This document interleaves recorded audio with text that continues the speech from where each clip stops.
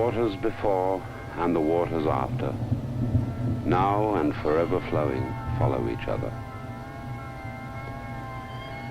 That's a verse from an old Chinese poem expressing what they call the Tao, the way, course, or flow of nature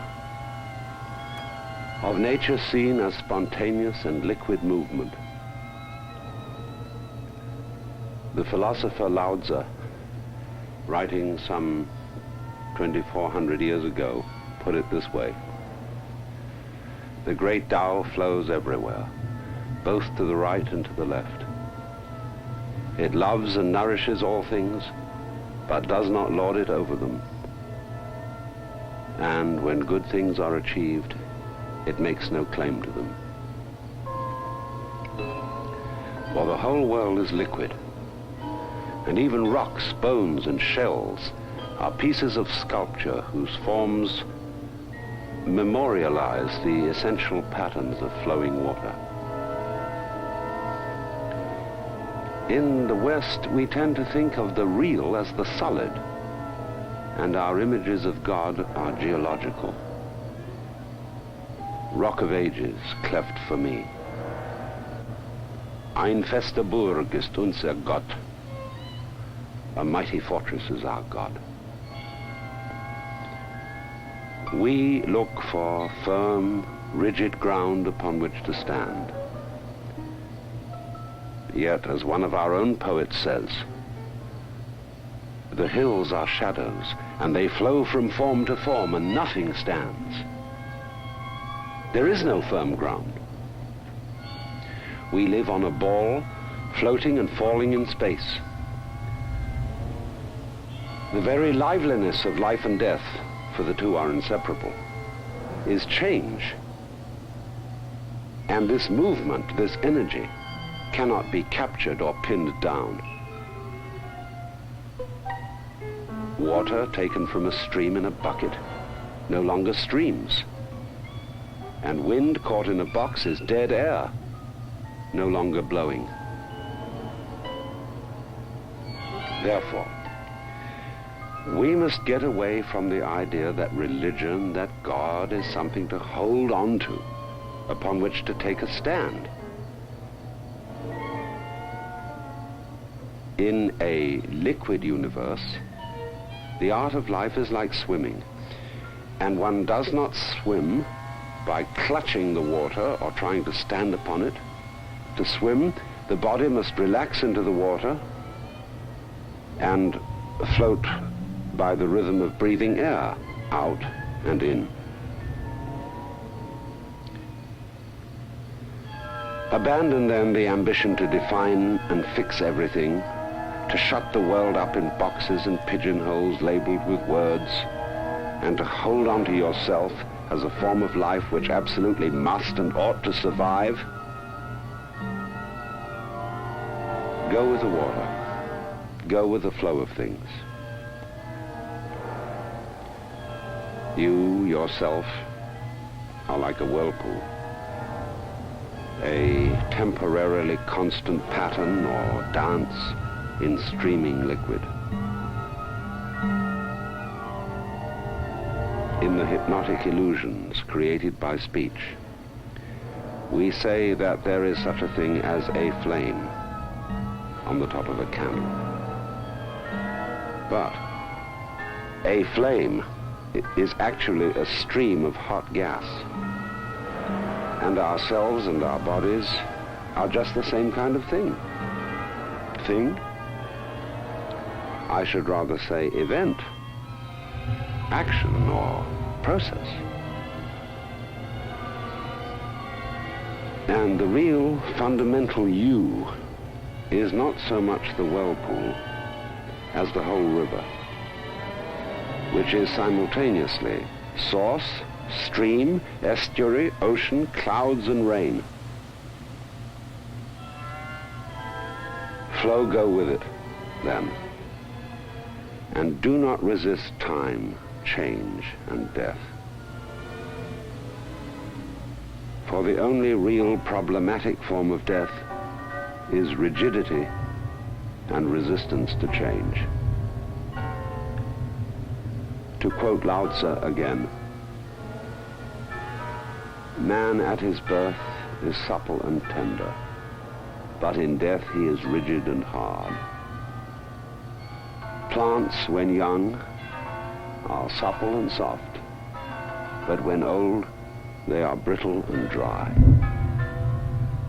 Thus, suppleness and tenderness are the marks of life, whereas rigidity and hardness are the marks of death. The waters before and the waters after, now and forever flowing, follow each other.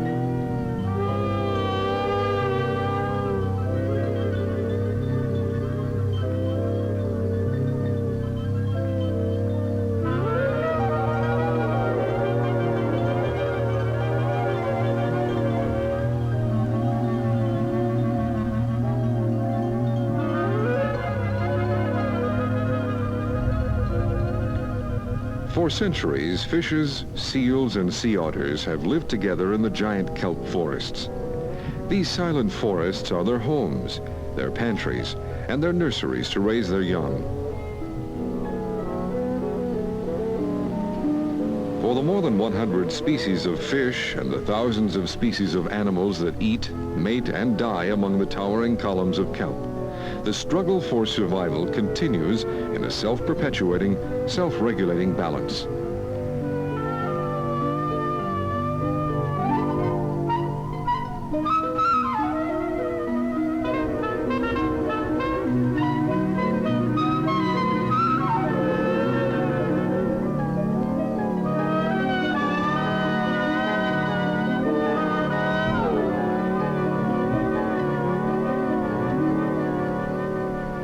Marine mammals, such as this harbor seal, play an essential role in the web of life in the kelp bed community.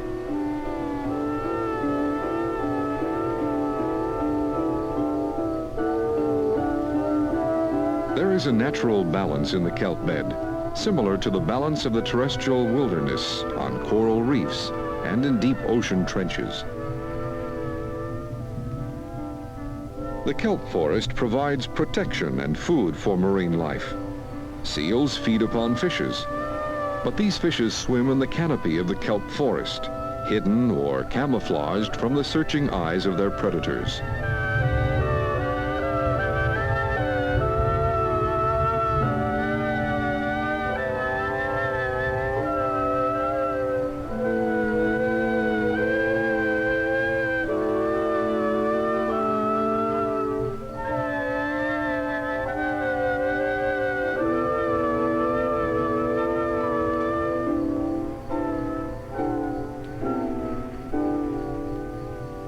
In springtime, we met this harbor seal while studying the kelp community.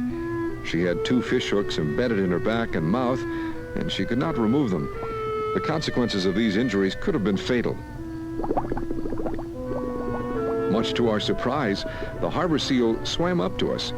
The harbor seal turned its back and we removed the barbed hooks. We named the seal Fish Hook, and a bond of mutual trust was established between us. We returned to dive near her home many times that spring. As soon as we descended into her realm, Fish Hook would be there to greet us. She would playfully nip at our gear and then roll on her stomach for a friendly scratch. We always look forward to these special encounters with our new friend.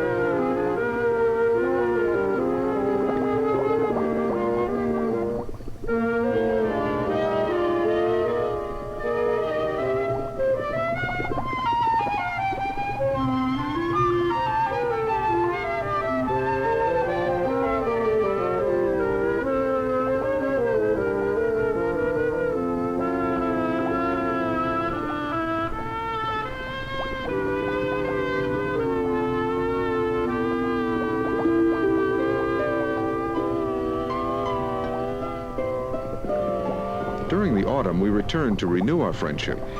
For 4 days, Fish Hook was nowhere to be seen. On the 5th day, our friend suddenly appeared, but she kept her distance. Darting up and down through the kelp forest, she quickly disappeared behind a ledge. Then, she dove down to get our attention. This time, she was accompanied by a very timid white pup. That day, our 2 friends entertained us with an aquatic ballet through the fronds of the silent forest.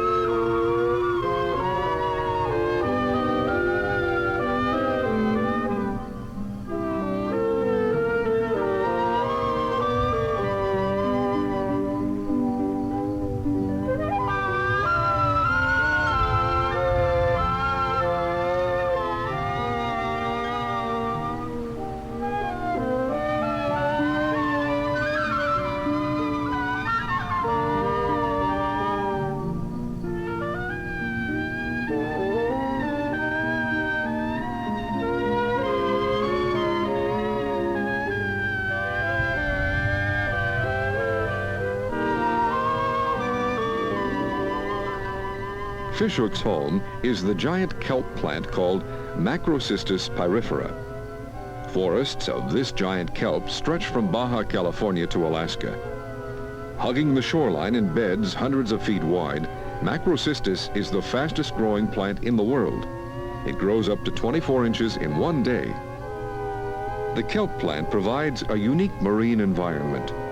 New stipes emerge from the anchoring holdfast and race upwards toward the sun.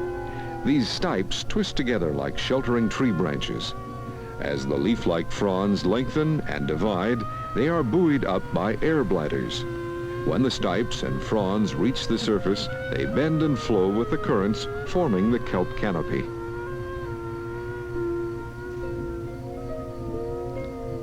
The kelp utilizes the sunshine for photosynthesis and sends collected nutrients down through the stipes to the holdfast. The golden canopy hides schools of fishes, crabs, and snails. Some of these animals, like the kelp snail, will climb up and graze on the stipes of the kelp plant, lose their grip, and then fall to the bottom of the forest.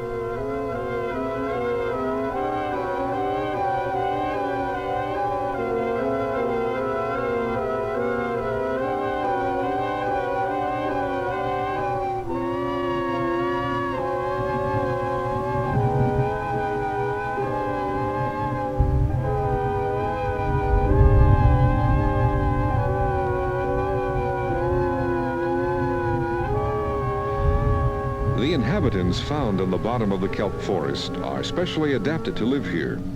Flatfish, like this flounder, hug the sand as they cruise the bottom. These fish are able to change colors to match their environment, creating a natural camouflage.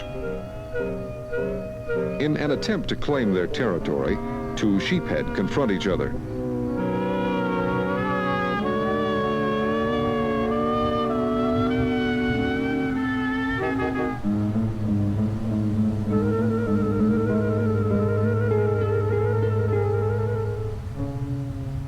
Rockfish finds refuge near the kelp's holdfast. Nearly every major phylum of marine species is represented in the kelp's holdfast. Here, a lobster finds security in a crevice. The holdfast serves as the anchoring structure of the kelp plant.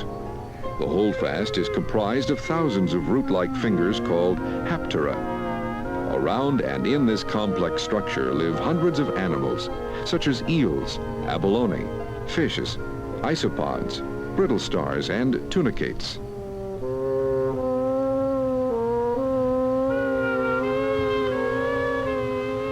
Larger holdfasts can harbor thousands of small animals, some utilizing plant tissues as food, others taking advantage of the shelter.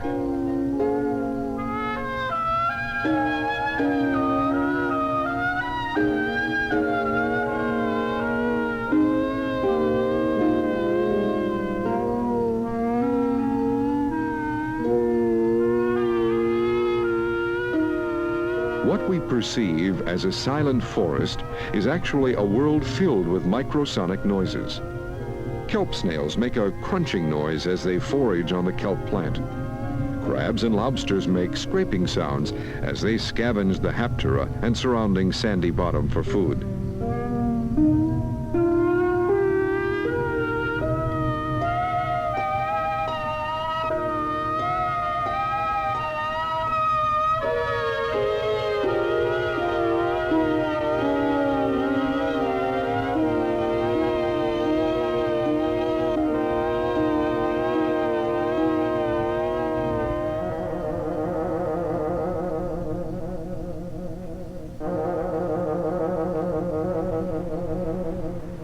Eels, lobsters, and octopuses find shelter in the surrounding rocks of the holdfast. An octopus probes into a hole in search of his favorite dinner, a lobster. The lobster shares this crevice with an eel. The eel is waiting for his dinner, an octopus. This is a classic predator-prey fight for survival.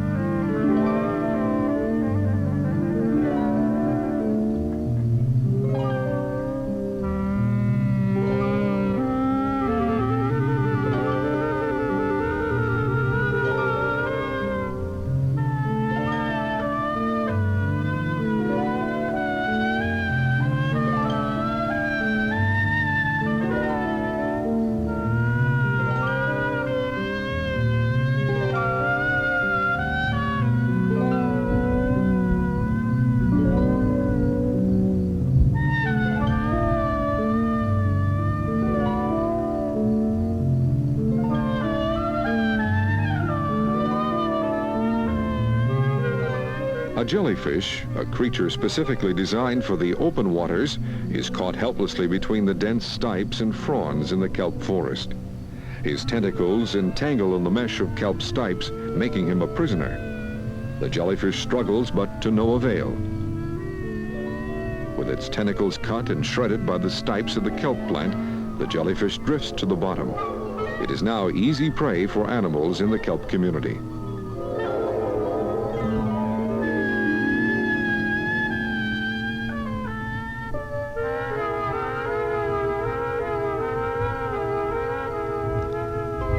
The jellyfish's misfortune attracts the curious Garibaldi, who surveys the remains and samples this different taste treat.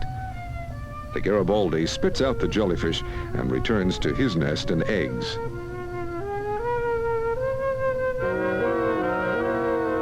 The reddish area is the Garibaldi's nest. The male Garibaldi guards the eggs in the nest from predators like the starfish and other fishes. The loud clicking noise made by the Garibaldi's jaws is used to threaten such intruders.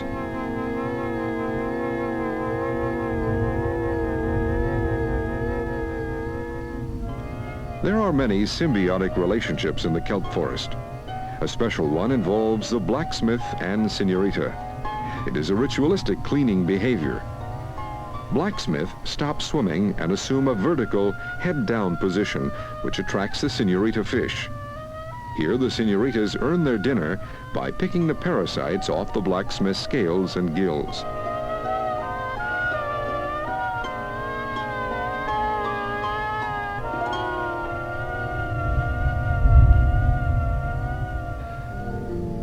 For most sea otters, the kelp forests are their homes. The irresistible otter wraps his body with the stipes of the kelp plant. Floating on his back, he will spend much of his time in this tied-up position as he eats, sleeps, and preens his thick fur.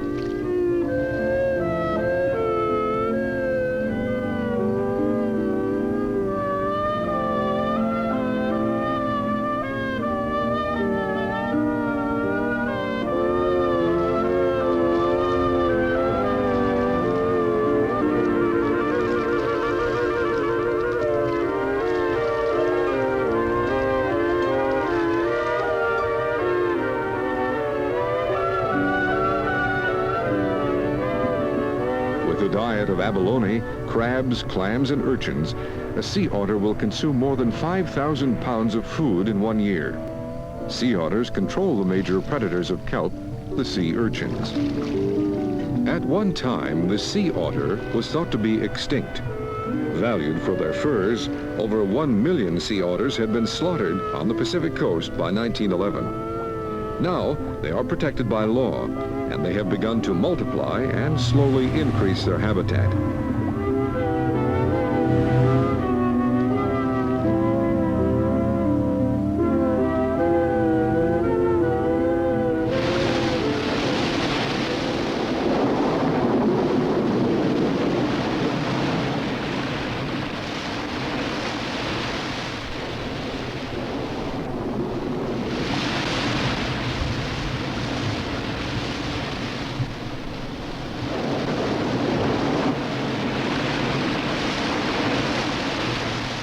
Winter storms hit the submarine forest with a devastating violence. Surging swells repeatedly and relentlessly pull and tug at the kelp's anchorage. The holdfasts cling tenaciously. The grip of this haptera has been weakened by the grazing of its inhabitants. Suddenly, the holdfast surrenders to an exceptionally large swell and is carried shoreward. Deposited on the beach, the kelp becomes a menace to swimmers and a welcomed smorgasbord to awaiting shorebirds.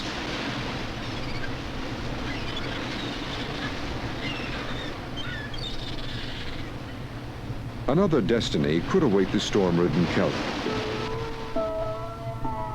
Buoyed towards the surface by thousands of air gliders, the holdfast and its community of life is left exposed and vulnerable.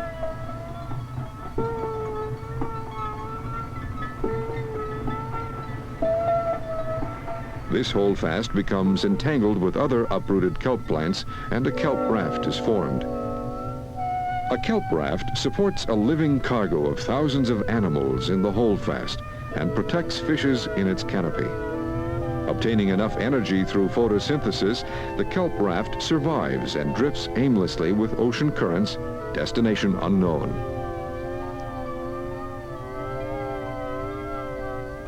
One theory suggests that giant kelp drifted thousands of miles to establish itself along our Pacific coastline.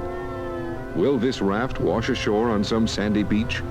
Or will it drift with the currents and provide seed for a new forest of life at the edge of a distant coast?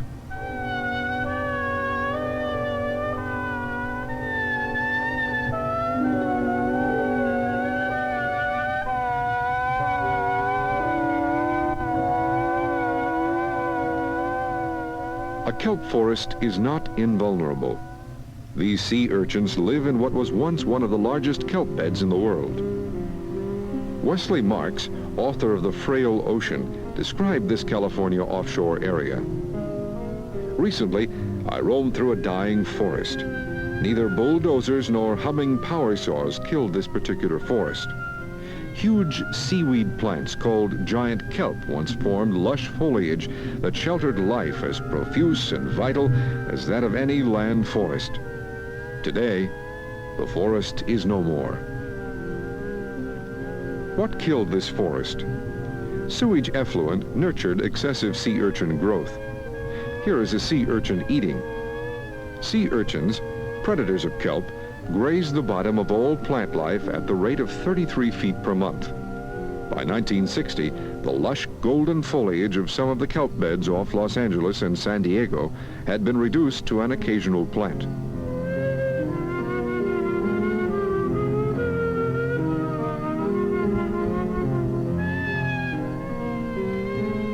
A report commissioned by the Secretary General of the United Nations stated, "Using the sea as a dump is potentially more dangerous than any other way in which man changes the sea."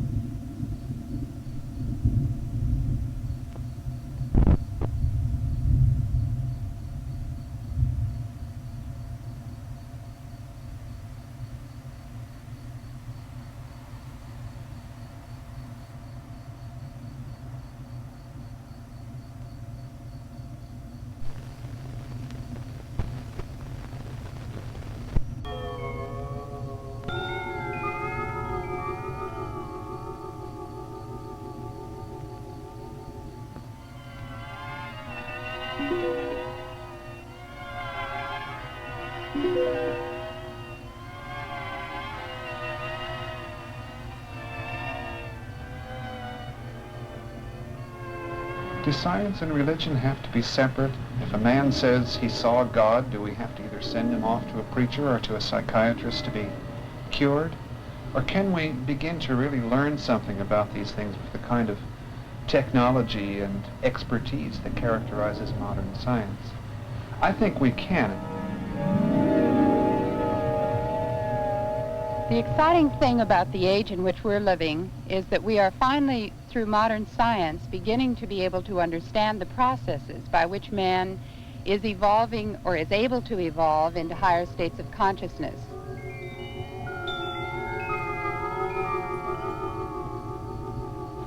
For a long time, people have been saying that the East is East and the West is West, and ne'er the twain shall meet. That may have been true at one time, but perhaps it isn't true anymore, because biofeedback is changing the picture. This combination of external fulfillment and inner fulfillment is what we seek today, a confluence of physical sciences and technology with the science and technology of man's inner life, which is religion.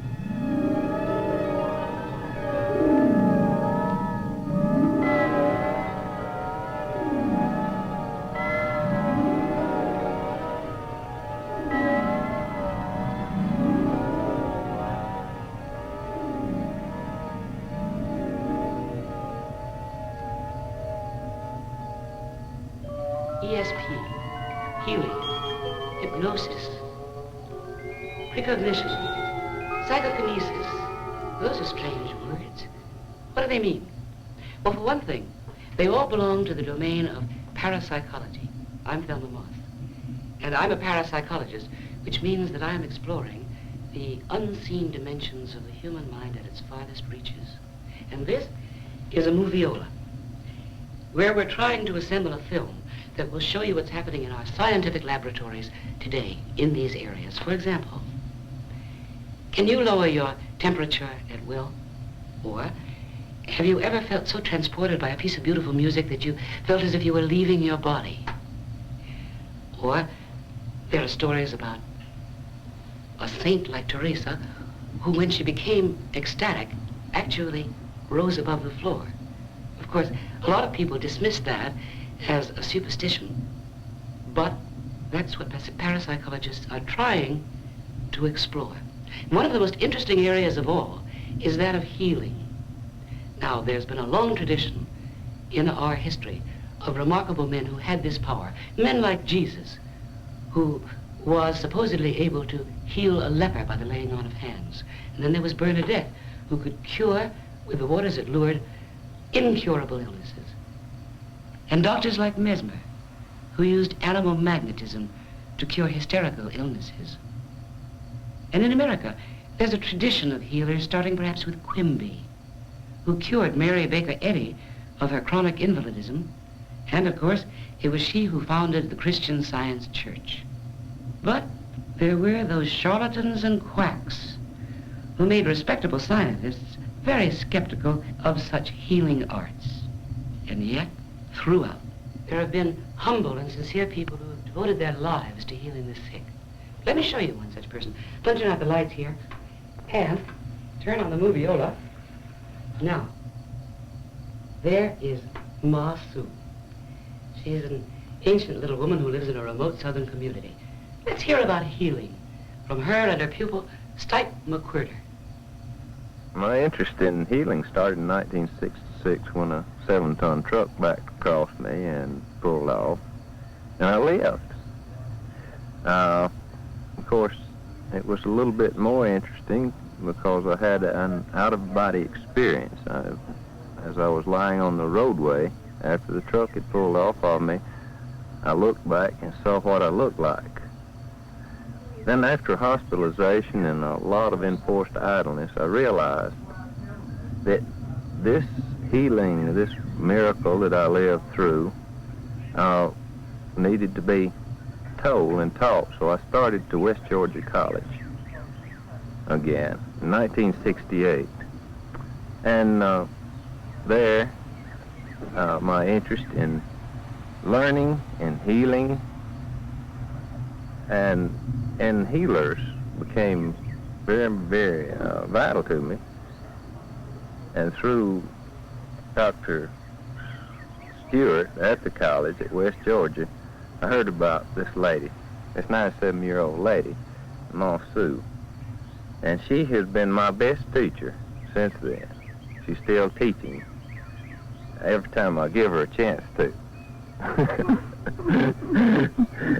Well, Ma Su, do you think that people can learn to do this, to do what you do? You think that they can learn enough faith and learn how to do this?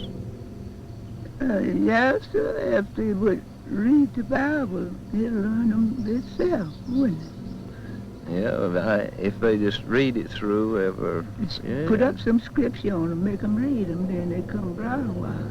They got to have confidence and faith in these things before you can teach them anything. You can take the Bible and show it to them and tell them how to read that. They get why, then they'll notice what you're talking about. He said, let not your heart be troubled. Yeah, neither be afraid. That's what I'm talking about. Let not your heart be troubled. It's that inner peace, the untroubled heart, that Edgar Cayce taught so much about, too. Edgar Cayce, as you probably know, is America's most famous healer. And when he went into trance, he was able, literally, to diagnose and treat thousands of people they never even saw. Here we are now, at the Edgar Cayce Foundation in Virginia Beach, where research continues, trying to find out if Cayce's specific treatments are still valid today. Here's their Director of Education, Dr. Herbert Puryear.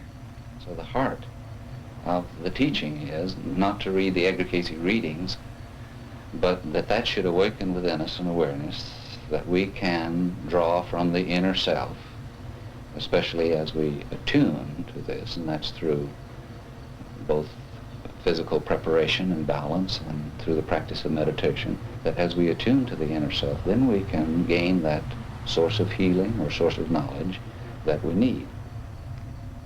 To tune within and learn to control one's own bodily processes. We call that biofeedback training. Let me tell you about it, it's very interesting. Suppose you're feeling very tense and anxious and your pulse is going a mile a minute. Well, we can put a meter around your wrist, and then every time your pulse goes too fast, a little bell will ring, bing, bing, bing, bing, bing, bing, bing. And that'll tell you it's too high. Well, after a while, you get a sensation throughout your body, and you know how to keep the bell from ringing. That's called biofeedback training, and we can apply it to all sorts of bodily processes. Headaches, temperature, blood pressure, all sorts of things. That's the work of Dr. Elmer Green at the Menninger Foundation. Biofeedback actually is the feedback of physiological signals to a person, gives him information about himself that he didn't know about. And biofeedback training is doing something with this information. In essence, you might say it's the answer to psychosomatic disease. Through biofeedback training, people can come towards psychosomatic health. Psychosomatic self-regulation can begin with biofeedback training.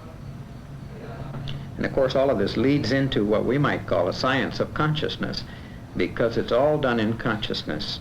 There isn't any such thing as biofeedback training. There's only training in internal existential cues.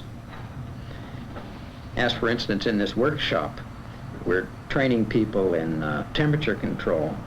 We do this with thermistors, or actually, I guess you might think of them as thermometers, attached to the forehead and to the hand. In this particular case, we're training people to warm up the hand. Warmth is flowing into my hand. They are warm. Dr. Green's wife and associate, Alice, is using almost hypnotic suggestion to reinforce the idea of warmth going into the hand. I can feel the warmth flowing down my arm into my hand. And as they go through the training program, they learn how to make the hands get warm, merely as a visualization of warmth in the hands, and along with that goes cooling in the head. Now, the cooling in the head isn't much, except in the case of, for instance, migraine patients, and we found that a lot of them, people who have migraine, can get the migraine under control merely through a simple program in controlling the temperature of the hands. Curing a migraine headache by learning to control the body temperature. Isn't that a specific example of a person's mind controlling his body? And if you can do that, perhaps you can also use your mind to control something a little bit away from your body. In parapsychology, we call that psychokinesis, the influence of mind on matter, as in legend, Muhammad moved the mountain. A little bit further along, we talk about the influence of one mind on another mind, and that's called telepathy. Those two areas of research are being studied intensively now at the University of California in Davis by Dr. Charles Tart. Can man's mind transcend what we think are the limits of space and time? Can he reach out and have really intimate communication with others, direct mind to mind? These are the kind of things that have been occupying the attention of my laboratory for the past several years, and that we'll look at some of the research on in the next few minutes. This device is for both testing and training a person's ability to directly influence matter with his mind alone, what's technically termed psychokinesis. The machine spins a silver dollar and the subject attempts to make it come up heads or tails. By getting immediate feedback on how his results come out, a person can theoretically gradually learn to do better and better at this sort of task. The experiment you're watching is part of a series on training ESP rather than testing ESP. I'm acting as the sender in the particular sequence you see, selecting numbers 1 to 10 by drawing cards and attempting to send it to the young lady who's acting as subject in a different room. You can see that I will pick a card, try to send it by turning on the appropriate button and concentrating on it. And then when the young lady thinks she has it, she pushes the button to signify her choice, and the light goes on telling her what the number actually was. The idea in this is to learn what kind of feelings go with being right and what kind with going wrong, so that when you have the wrong feelings you can wait and try some other ideas until you get the right ones.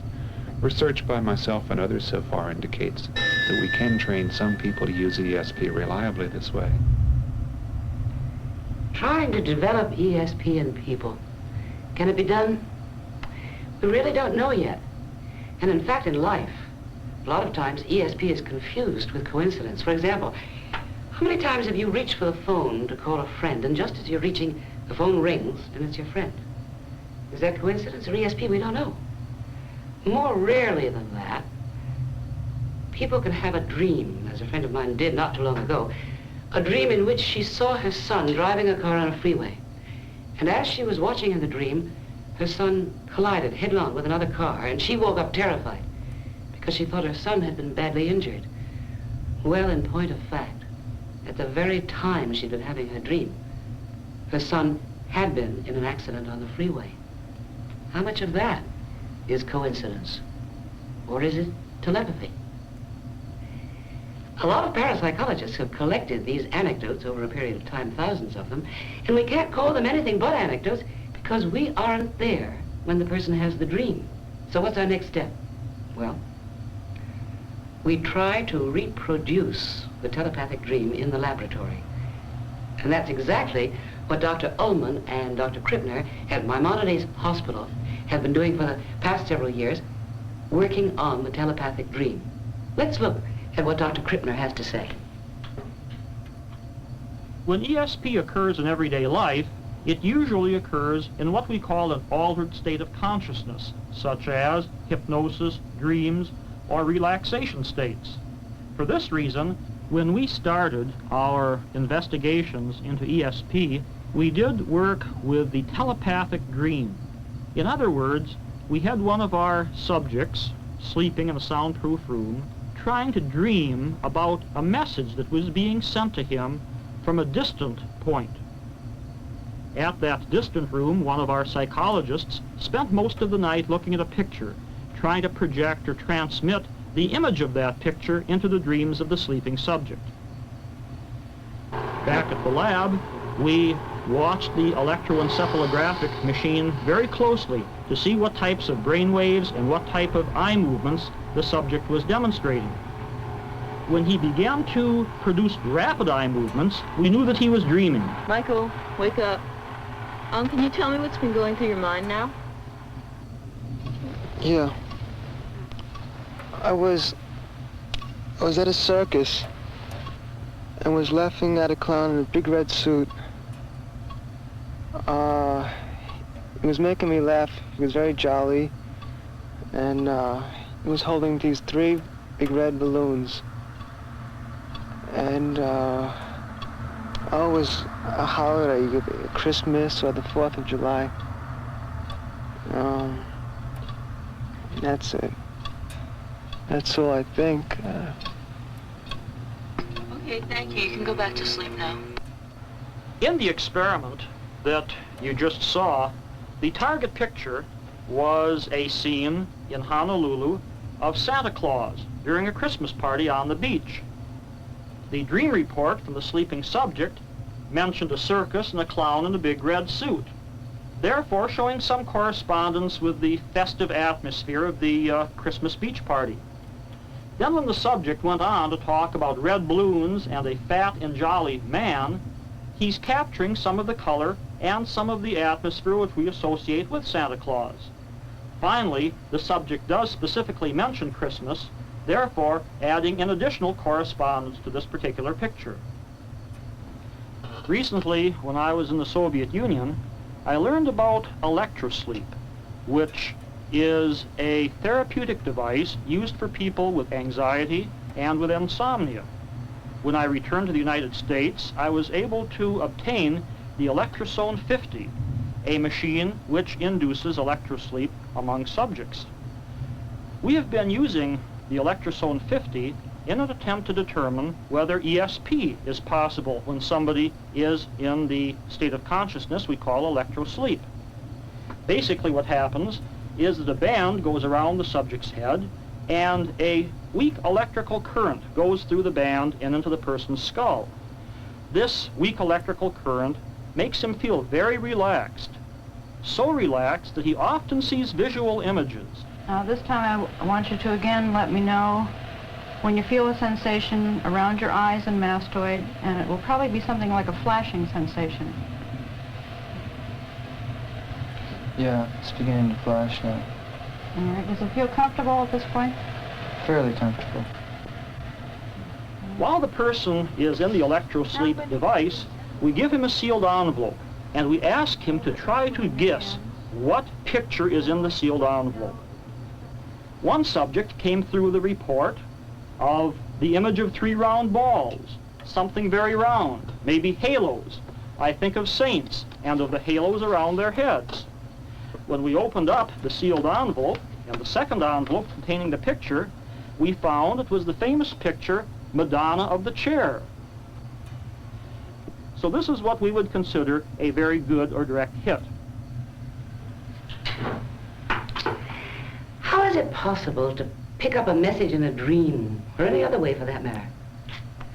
Well, we all know that if we tune in on the right wavelength on a radio band, we can pick up a transmitting radio station. That's no problem.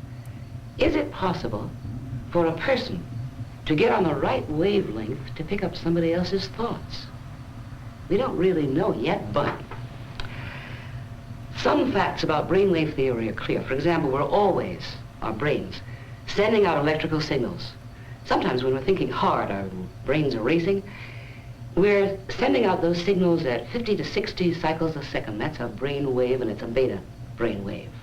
But when we slow down our thinking processes and relax, for example, just close your eyes and relax, your brain wave will then be sending out probably alpha rhythm, which is between 8 and 13 cycles a second. That slow alpha rhythm is what some parapsychologists believe might be the right wavelength for telepathic transmission. And in fact, there are several laboratories today that are working on exactly that problem. At the Psychic Research Foundation in North Carolina, William Roll and his associates are studying a gifted psychic, Mr. Harrapins. Mr. Harrapins here is being hooked into an EEG machine which will register his brain wave patterns. He's proved to be incredibly successful at a particular ESP task, which is to guess the sex of the photographs pasted on these cards, male or female. The object of this study is not to demonstrate ESP ability. He's already done that. But to learn if Mr. Harrapins is actually more successful when he's generating alpha rhythm than at other times. So far, this research shows that he does indeed make more correct choices when he's in alpha rhythm. This finding suggests that a gifted psychic may naturally generate alpha rhythm. Okay. If that's true, the next question is, could an ordinary person who has no known psychic ability at all be trained to generate his own alpha rhythm and then, perhaps, develop some ESP ability? It's a good question, and one that Dr. Stanley Krippner, again at Maimonides Hospital, is working on right now. We have found in some of our earlier studies that there is a relationship between the alpha rhythm and ESP. In our current studies, we are trying to more closely define this type of relationship. Therefore, we have a subject in our soundproof room trying to produce alpha rays. Whenever he produces an alpha wave, he receives the pleasant buzzing tone. Now, while he is engaged in biofeedback training, he also holds a box in his hand called the Schmidt machine. The box will flash either a red light or a green light. It is the subject's job to predict which light will come up, as it is all arranged randomly, and he has no idea of the random order. Therefore, the subject is actually trying to do two things at once. He is trying to determine which of two lights is going to flash on. This is an ESP task, and he is trying to control his own brain waves. The records that we receive on the electroencephalograph machine are very helpful to us in determining not only what type of brainwave goes with ESP, but how brainwave training correlates with ESP.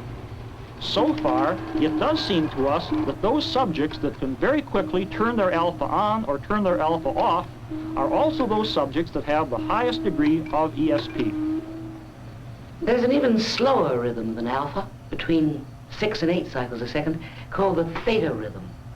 And it's that rhythm, theta, that's been discovered in the meditative states of Zen and yogic masters. We wonder now whether that theta rhythm might be linked to the religious or mystical experience. And it's that dimension of human experience that Dr. Elmer Greenback at Menninger Foundation is exploring today. It's interesting that to a large extent people have become interested in alpha waves as representing something about states of consciousness. But what we're finding is that it isn't just alpha waves. They're connected with a state of internal awareness. You're alert, but your attention isn't focused on anything in particular. But the main waves of importance in our work are the theta waves. They're connected with the state of reverie in which hypnagogic images can come to the surface. And it's also interesting that material that is normally unconscious comes to the surface, whether it be Freudian or Jungian or some other kind of material. Dr. Green's daughter, Judy, conducts the workshop in theta training. And this is what we're working for. As you go toward sleep, that drowsy state in which you are awake, you'll be in the theta state. And it seems to be this level of consciousness in which creative imagery may come, creative thoughts. It seems the transpersonal aspects of our being can, in this state, become conscious. Unconscious things may come up into consciousness. Okay, so this is what we are aiming at in the workshop. We're training people with a machine which allows them to hear when alpha and or theta waves are present in their brains. And we turn it usually to the condition so that they can hear both at the same time. Now, as you close your eyes and relax, you may produce some alpha. If you do, this is the tone that you will hear. Yes. Now that's the high tone. That's the high tone. As you go deeper inside yourself, you may produce some theta. And this is the low tone. Okay? Right. So alpha is the high tone, theta is the low tone. Okay, now you're ready to begin, so just close your eyes and begin to relax, and I will leave the room.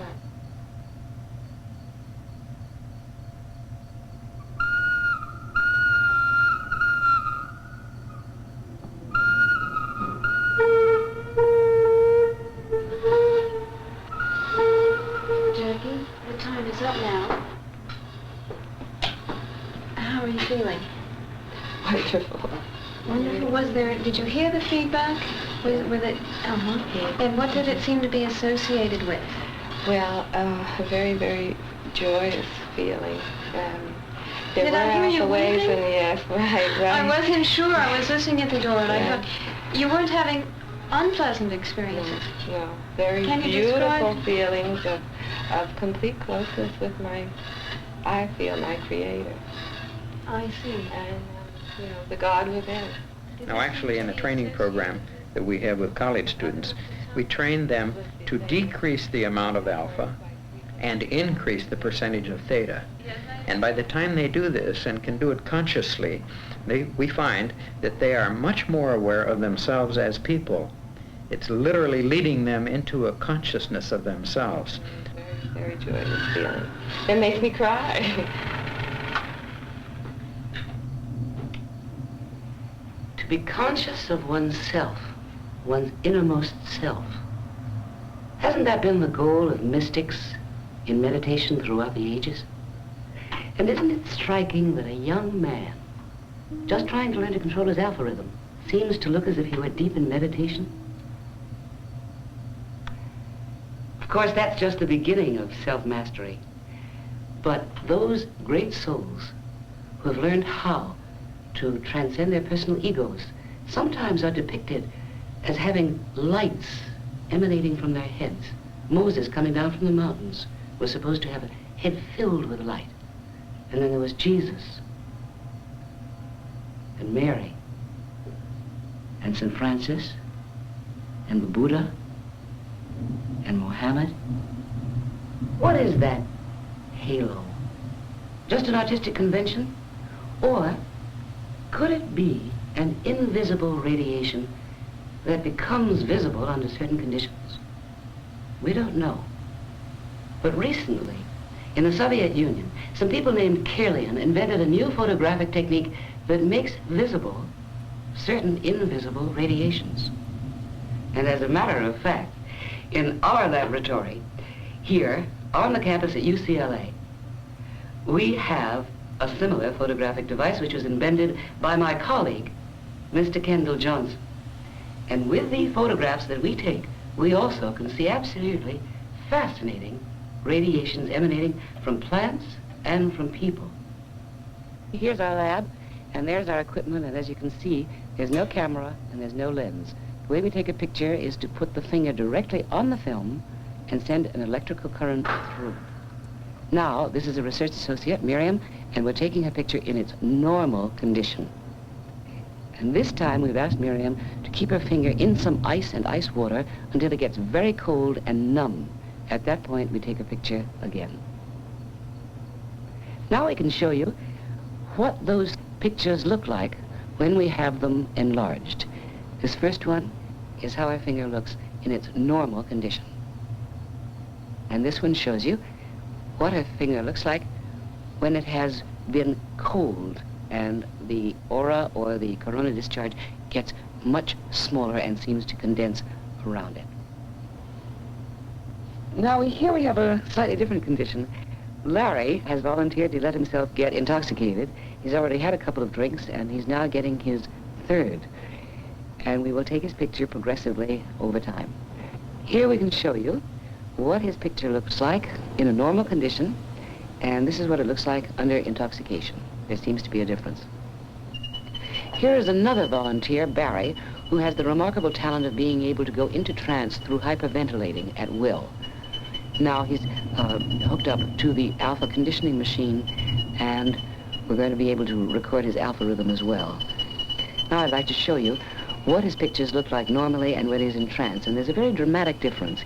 Here, his picture looks quite different from the usual normal picture. But when he goes into trance, you can see this. This is probably the most dramatic difference we've been able to record thus far. This photograph shows you a typically normal and presumably healthy finger with radiations, as you can see, predominantly in blue and yellow-white. But we've come to believe that with anxiety or nervousness, the picture looks very different, with murky red blotches extending beyond the fingertip. Now here, we've taken one person's fingertip with 2 or 3 seconds exposure in between, so that on one film we've got 5 different fingerprints. And what's interesting here is those red dots in the center of the finger. They seem to come and go mysteriously and very quickly. We simply don't know what that means. We're going to see some slides that we've done of leaves. This is a geranium leaf, and we have a characteristic pattern for almost all the things that we've taken in color. The predominant colors are blue, white, and red, and variations thereof. As you can see here in this rather beautiful leaf, we get bubbles or beads. Depending on the character of the leaf, the pattern changes. Here, for example, we have a geranium leaf which is shown in several different exposure times, because the length of exposure will also change the color that we're going to see. For example, up in the left-hand corner, it was a very short exposure time, and we get predominantly a dark blue and lots of black. Everything in nature that we've photographed thus far has a radiation, whether animal, vegetable, or mineral. And what's more, every species has its own particular pattern of radiation. Just as there are no two fingerprints alike, similarly, there are no two radiations that we photographed that look alike. And yet, throughout, interpenetrating all of these objects, there seems to be one fundamental energy.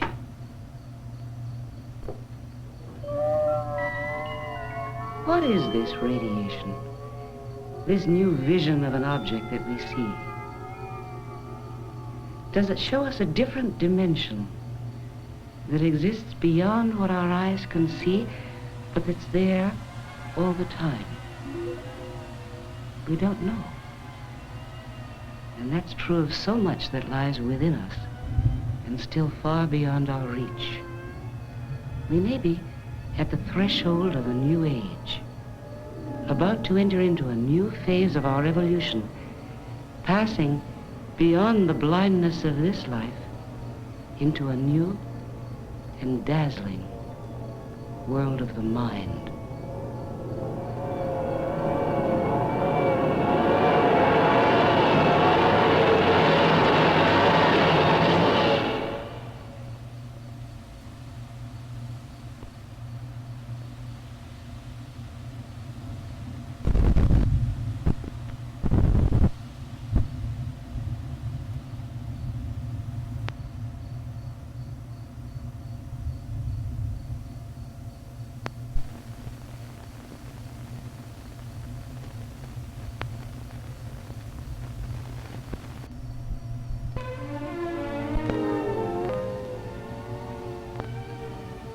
Some fantasies of children are useful, some are destructive.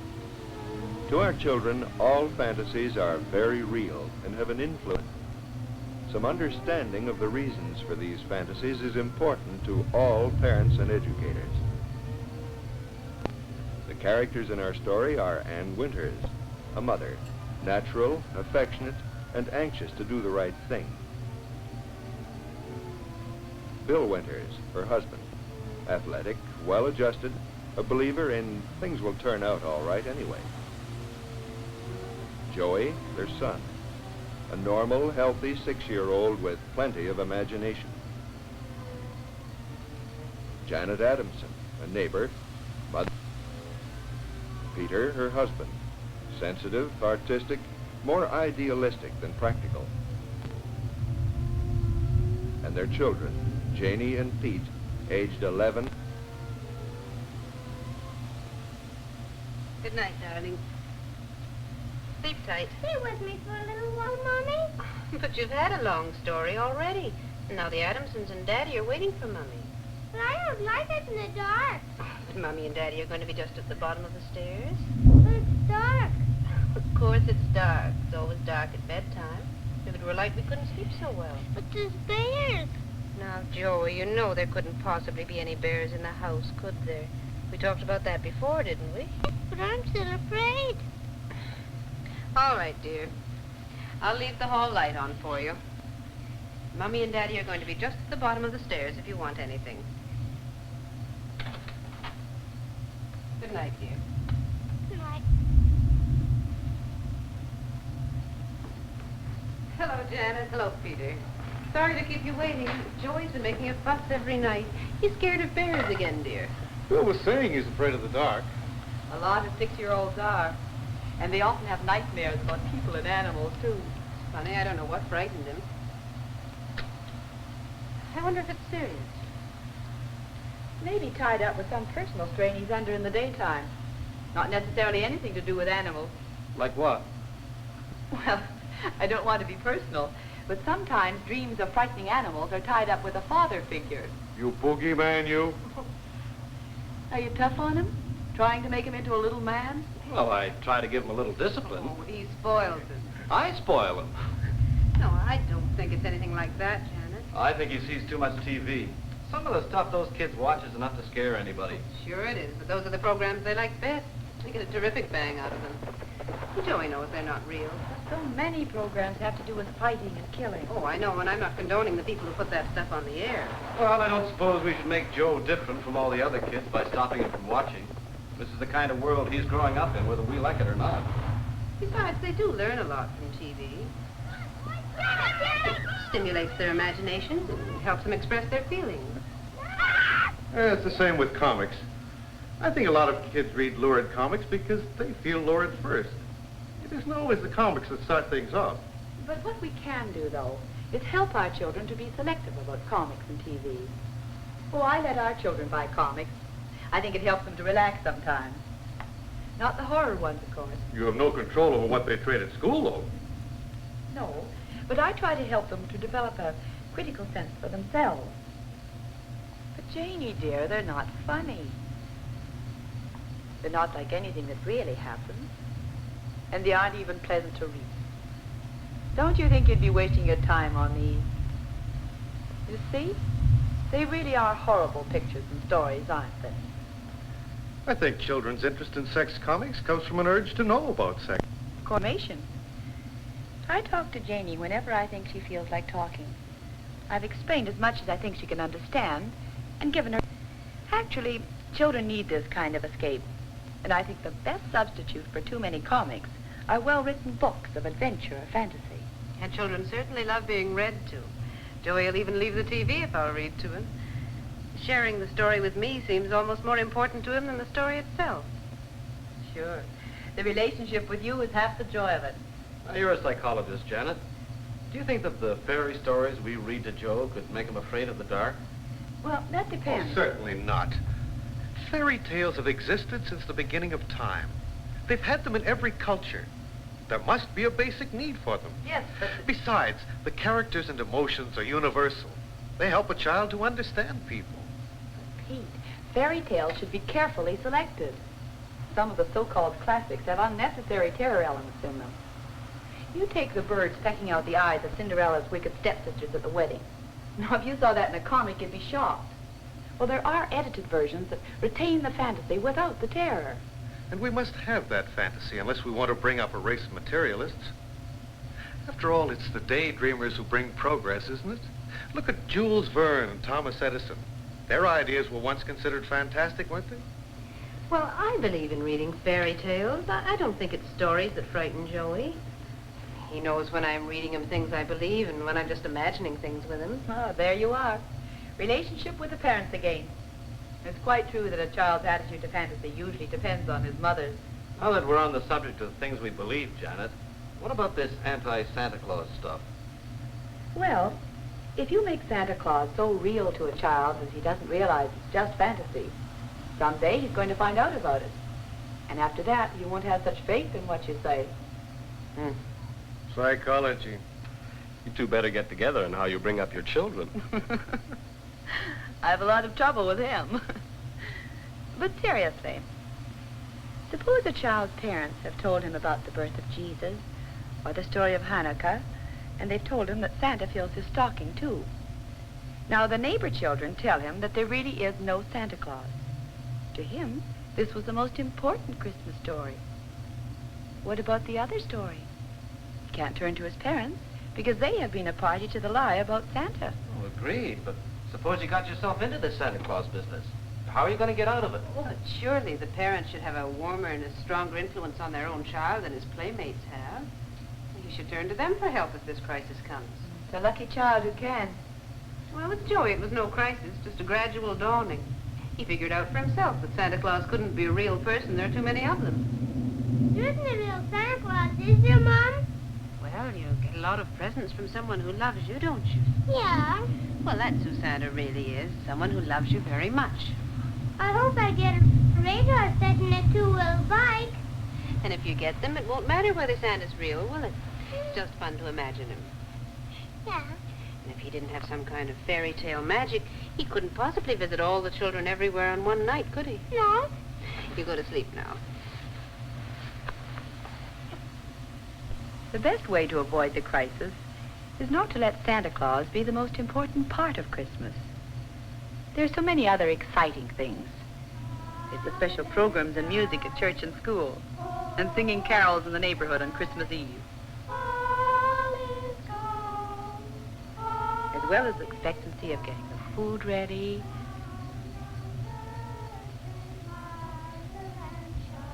There's making the Christmas cards, and the planning and wrapping of gifts for others, and decorations that the children can help with. There really can be plenty of excitement during Christmas besides Santa. But if we don't retain some of the fantasy and magic of Christmas, we'll be losing one of the warmest traditions we've got left in this cold and practical world.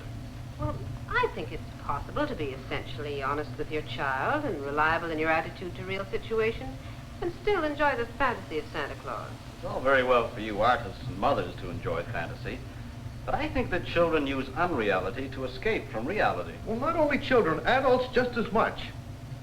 Ann, don't you ever dream of the new dress you're going to get, or where you're going to take Joey next summer? Oh, I'm for daydreaming, Peter. I think it keeps us going. But it's really just an escape. Joey does it all the time just to bolster himself up. He's always telling me little white lies. Guess what, Mommy? What, dear? I played on the big boys team. Did you, dear? And I hit a home run and everybody clapped and cheered for me. Is that so, Joey? Well, it's certainly fine to think about those things, isn't it? And if you work hard at your pitching, you really will be one of the best men in the team by the time you're in the 3rd grade. I think that's just outright lying, and it shouldn't be encouraged because it takes the place of real achievement. But it is very common at 6, Bill. Of course, what he needs is real achievement. If he wants to do a thing so much he dreams he's done it, that's your cue, Bill, old boy. You've got to get out there and play ball with him. Or make sure he has some other activity where he can have real success. That's where creative play is useful. Joe can express his longing to play baseball and at the same time satisfy his need for achievement by painting or play acting. Pitcher throws the ball. Joey hits it. Hooray! Joey wins the game. I think puppets are the most useful toys Joe has, really I do. Certainly. I think real activity is the answer to too much daydreaming. Let's not assume that daydreaming is bad, though. Without it, there'd be no art, no music, no progress. It just needs to be channeled into creative living. Well, imagination may be all right. But the trouble is that if they go in for this daydreaming, or escape from reality through movies and TV, or even art, especially as they get older, they just never learn to face life as it really is. You've got a good point there. For instance, look at poor little Mrs. Enman. That is such an unhappy marriage. She was a very pretty girl, but she was always reading romantic stories and going to the movies. As a result, she imagined herself as the glamorous wife of a wealthy man. It just didn't turn out that way. Jack Enman is a nice fellow, but they're not. Janie has all kinds of wild ideas of how she'll live when she's married. I encourage her to some extent, but at the same time, I try to give her a sense of reality by showing her that there is a practical side to glamour. I don't want Janie to be another Mrs. Enman. There is more to marriage than just romance. I agree with you, Janet. I think we should let children soar as high as they can with imagination, as long as they keep one foot on the ground. Janet, can't we let our children keep both feet just a little above the ground, please? You know, there's another kind of common fantasy that parents don't take seriously enough. Do you know little Gloria Jameson down on Elm Street? She plays with a little girl called Rosie, who never really existed at all. They carry the thing too far. They put an extra plate at the table for her. Gloria leaves room on the swing for her. Rosie and Gloria go everywhere together. The fact is that Gloria's just compensating for being the only small child on the block. Her brother is 8 years older, and she needs a playmate. It's very common. 4 is the peak age for imaginary companions. Up till then, a little of it's okay. It's only a problem if the child begins to depend on it to fill some emptiness. Yes, but what can parents do about it? We can't all have big families. No. And the playmate business can be quite a problem. But usually there's some way to solve it. Like having friends over. Or the parents could get her a pet, even a cuddly doll. And the mother could try and spend a little extra time with her. If children are busy, they haven't time for imaginary companions. But if they spend too much time in a world of their own making, they may have trouble later adjusting to the real. Yes, look at Tom Jones. He had an imaginary friend when we first moved here. He's 13 now. None of the boys will have anything to do with him because he tries to boss them like he did his imaginary pal. Of course, a little bossing's all right, but Tom wants everything his own way or he won't play. You know, Joey used to have a friend called the fireman. He used to talk to him all the time. The fireman told him stories at night when I left him. He seems to have given him up pretty well now, thank goodness. There you are. The imaginary character was created to fill a need. How do you mean? Fear of the dark. He created the fireman to protect him. Now he's outgrown his belief in the fireman, but nothing was really solved by it. He still has the fear. Maybe you're right. Of course. Now he takes his puppet to bed with him. Creative play, you see. Channeling his imagination into something he can do. We do try to make him interested in the dark and in night. We play games and talk about the stars. Let's turn the light off, eh? There, now we can see the stars better.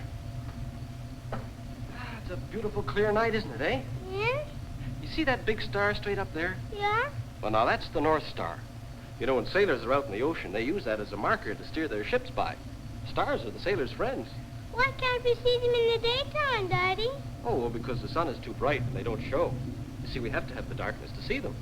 Why can't we touch them? Oh, well, they're an awful long way away, and we haven't got any way of getting there yet, you see. Well, what do you think this looks like? A rabbit. That's right. And what's that? A duck. That's right. Look what I can do, Daddy. What's this? Oh, no, that looks like a horse. No, it's a donkey. Oh, of course it's a donkey. Look what I can do, Daddy. What's this? That looks like a galloping horse, isn't it? No. I know, it's a spider. Yeah. I'd like to know what's at the root of Joey's fear of the dark. If he's building up fantasies, there must be some reason. And that's the clue you're looking for. But until you find it, all these things you're doing should help. I mean, this expression through puppets and talk of real things in the dark and so on. That's right. I really think it's just a passing phase. The children's fantasies are fascinating, aren't they? We could go on talking all night. It's a tremendous subject. And we haven't even touched on those secret inner fantasies that children build up for themselves through misinterpreting the actions and words of adults. Oh, you read about terrible cases that affect children's whole personalities. How do you mean, affect their whole personalities? The foster child fantasy, for example. About 1 child in 10 at some time or other gets the idea that his parents are not his real parents. But if it's so common, what does it really matter? As long as it doesn't affect his relationship with his parents. But it's likely to very seriously affect it. Well, but surely it must have been caused by some difficulty with his parents in the first place. Yes, of course. Either a real lack of affection or a misunderstanding of some situation. Same as the martyr fantasy. Some children, for one reason or another, begin to feel sorry for themselves. They can't see situations objectively, and they think everyone's picking on them. The feeling of being picked on can become a major fantasy. And these fantasies can be both an effect and a cause of poor adjustment between parents and children. Well, there we are, back to the same old point. Relationship with parents. I think most of these harmful fantasies are built on some sort of tension that could be eliminated. Sure. As long as kids get lots of fresh air and exercise, 3 square meals a day, and a little discipline, they'll turn out all right. I'll go and take a peek at Joe. Oh, Bill, it takes more than that, and you know it. I don't know why he talks that way when he's really quite a good father. Well, one thing is certain. To get the most out of life, a child needs to be sure of his parents' love. Well, I don't know how they get that way, but as far as I'm concerned, there are only 2 kinds of people. Those with imagination and those without. And as long as our children grow up in the with imagination category, they'll be all right. Well, Joey's all right, then. He's playing pirates up there now with his puppet. Listen, John, the natives have killed a bear. Boom, boom, boom, boom, boom, boom, boom, boom. Yes, Joey has plenty of imagination, all right. And Janie's got imagination, too. Enough to persuade the sitter to let her bake a cake mix and design an original greeting for Mummy's birthday tomorrow. She probably daydreamed about it first, but she knew how to channel her daydreams into creative activity. And Janet's little boy, Pete, he's asleep by now, but still surrounded by evidence of a full and imaginative childhood.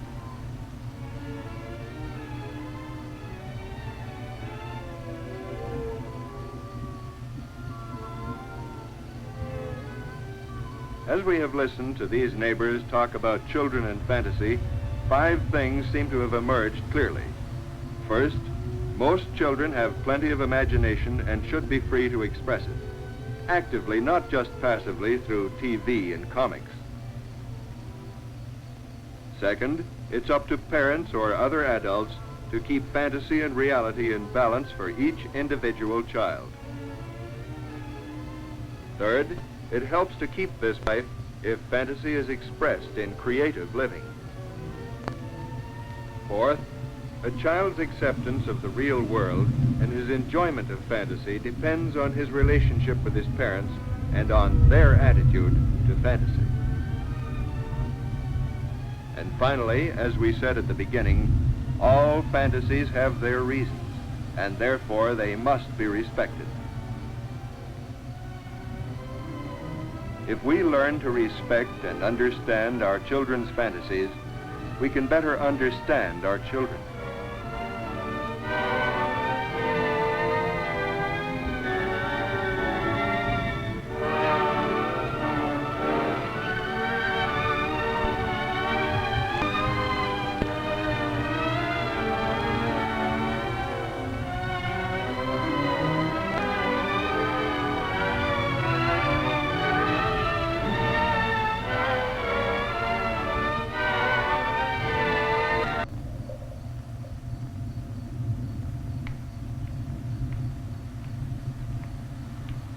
A visit to a museum gives us the rare opportunity to learn about the life of prehistoric man more than 25,000 years ago.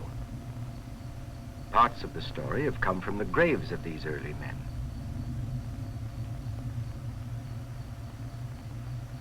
Other parts can be told by the tools and weapons found in their cave dwellings. These primitive tools and weapons are many thousands of years old. It is through these uncovered objects that we have been able to form a picture of early man's life. As glaciers came down from the north, the climate became colder, and man was forced to leave his forest home to seek shelter in caves. That is why we call him a caveman. The objects which this ancestor of man, the Neanderthal, has left give us clues about his life in the old Stone Age. Much time must have been spent preparing weapons for hunting, which was his principal activity. One of these weapons, the bola, made of stones and strips of hide, is still used by South American cowboys. The Neanderthal's struggle for survival must have been difficult. He knew nothing about growing food, or of making pottery, or weaving. What little he had, he got from the killed animal. This man, of short, stocky build, with deep-set eyes and heavy jaw, dared to attack wolves, foxes, wild horses, bison, and even the cave bear. By careful butchering, animals furnished him not only with food, but skins for clothing, and tendons and bones for weapons. His living quarters were crude and appear to have lacked organization. Bones left over from past meals littered the floor of the cave. Because of such findings, scientists are fairly certain that the Neanderthal never attained a highly developed social organization. His cave home was also his workshop for tool making, and he already practiced the art of stoneworking with some skill.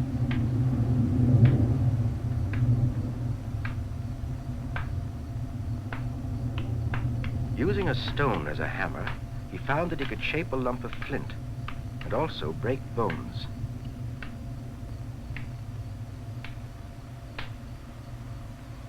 By chipping pieces of flint, he obtained the hard tools which he needed for cutting, the scrapers, knives, and spearheads which he probably attached to the ends of long sticks to kill his prey.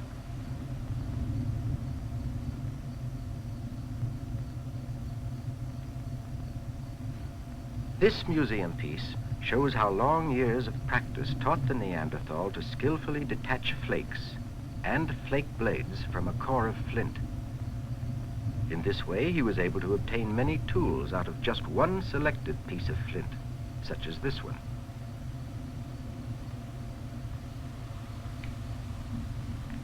But no one really knows how many thousands of years it took to develop the skill which produced all these implements. During this era, the glaciers retreated, and the climate, though still harsh, became relatively drier and warmer.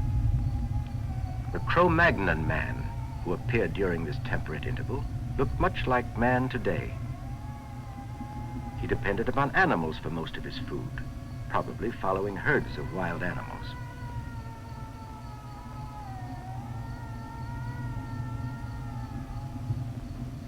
Like his ancestors, he lived and hunted in groups.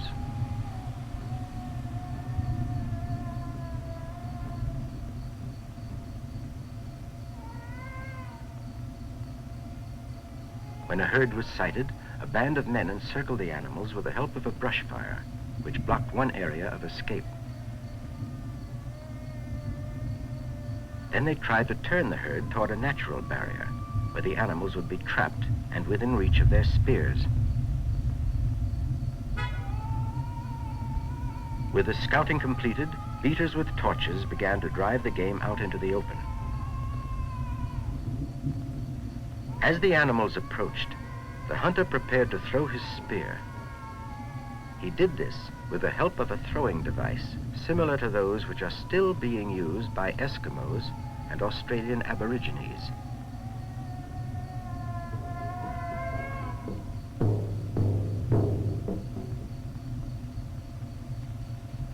Back to his fire, he brought the kill: reindeer, bison, horse, mammoth, and wild boar. The animals were butchered with sharp stone knives. Very little was wasted by the Cro-Magnon.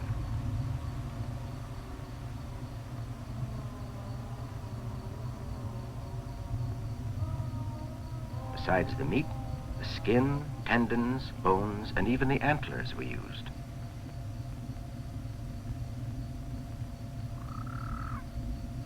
Much of the time, the entire tribe followed the herds, and, as was often customary among primitive people, women did much of the work by carrying the burdens from camp to camp.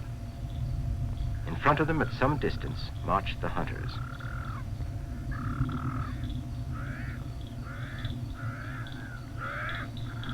As he wandered, always in search of food, the Cro-Magnon supplemented his diet with food from the rivers. Women gathered a variety of animals and plant life out of the shallow water near the river's edge. They placed the food in sacks made from animal hides.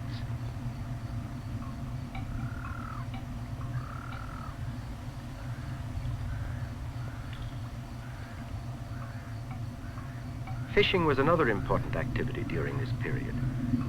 It is believed that hunters adapted their spear throwers to serve as harpoons in catching fish.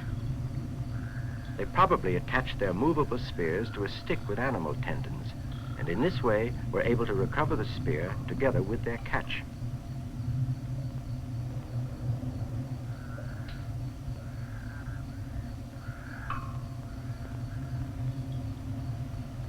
The name Cro-Magnon comes from the Cro-Magnon cave in the Dordogne region of southwestern France, where the first evidence of this race was discovered. The Cro-Magnons' home in these limestone caves along the river banks, although still crude, appear to have been well organized.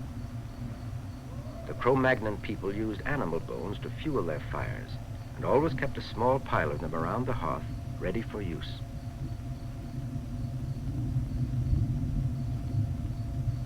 Close to the entrance, where there was sunlight, women prepared the animal skins to be used for clothing.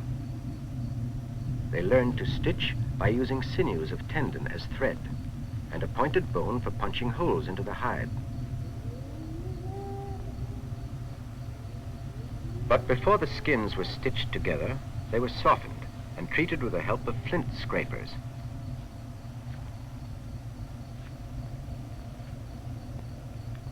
These skins served as the Cro-Magnon's only clothing, and several women working together prepared hides for the entire clan.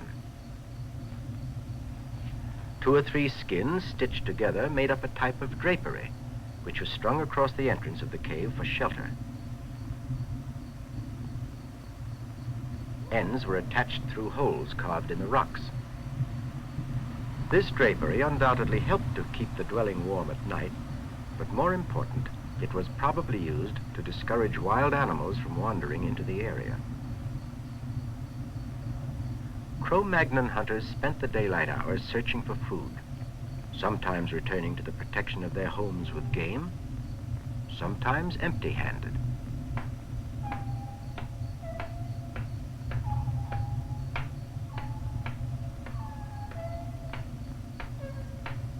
It was then that bones were crushed on a stone plate to rekindle the fire on which the meal would be prepared.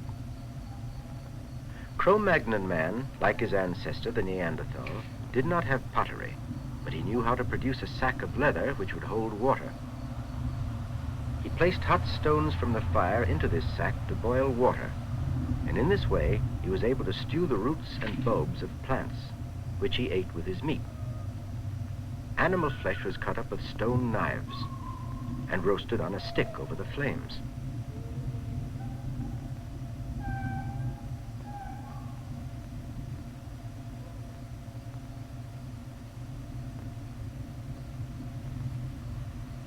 As darkness fell upon the cave, lamps carved out of stone and fueled with animal grease were lighted with fire from the hearth. The stone lamp provided the only source of light in the dark dwelling. For when the sun went down, the hearth fire was covered with large stones to conserve the heat. The necessity of keeping the fire going was of great importance to Cro-Magnon man, for its heat and light played a dominant part in his life. The clan that shared a cave usually slept in a protected corner under blankets of skins or furs.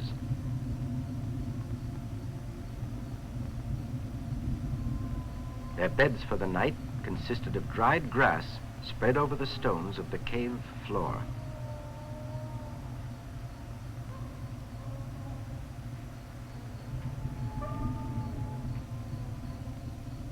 And so it was in this way, day after day, from season to season, that Cro-Magnon people managed to survive with some degree of success. Although they still didn't know how to grow food or spin yarn, they were increasingly skilled in hunting and fishing, and had discovered the food value of many fruits and berries which enriched their diet. They also gathered nuts, the eggs of wild birds, and the tender roots of plants. The life of Cro-Magnon man was primitive and not without hardship, but it was not completely without joy, for he did have music. The hollowed-out bone of a vulture became a kind of flute, and it is believed that he spent many happy hours listening to the magic sounds that came from this instrument. Flint continued to serve as the basis of his handicraft, and he further developed his knowledge of stoneworking with amazing skill. Using his primitive tools, he made long blades, minutely chiseled and finely sharpened. He had developed his chisels from the simple scrapers. With these chisels, he was able to whittle the bones, and especially the antlers of reindeer.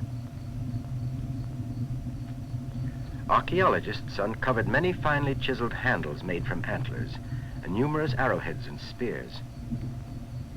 Cro-Magnon man evidently had many kinds of tools and weapons. The shape of the stone often indicated its use. A hammer, scraper, spearhead, cleaver, chisel, axe, or pick.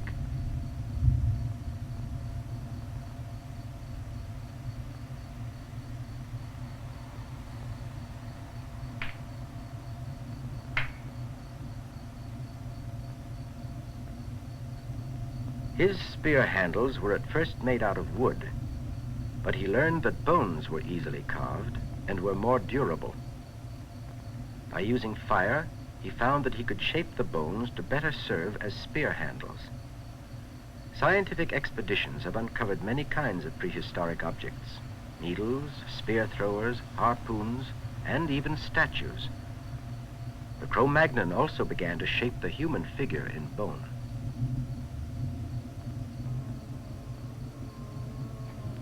Further testimony of Cro-Magnon man's creative ability has been preserved in the deep recesses of some of these caves in France.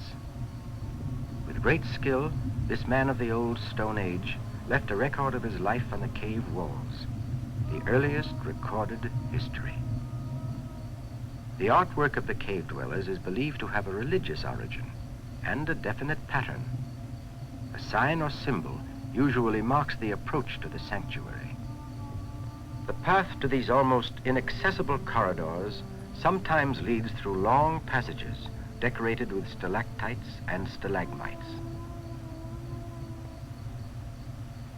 From there, the path leads to the large drawings surrounded by long-forgotten signs.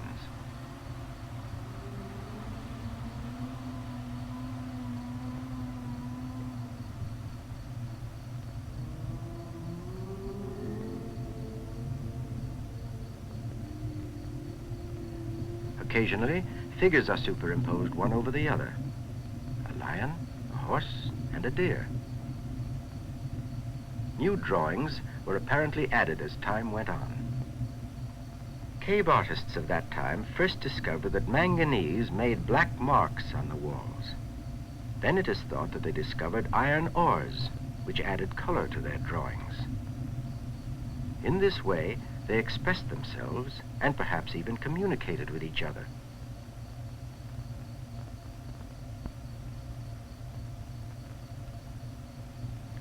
Among the many signs are found hand marks, which are stenciled outlines with mutilated fingers, as well as many horses. Their skillful artwork tells us of the many kinds of animals that lived during this period: the horse, the reindeer,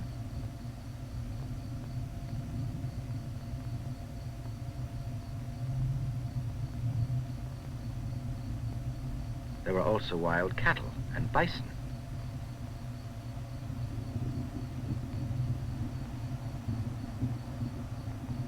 The drawings also tell of their constant struggle for survival.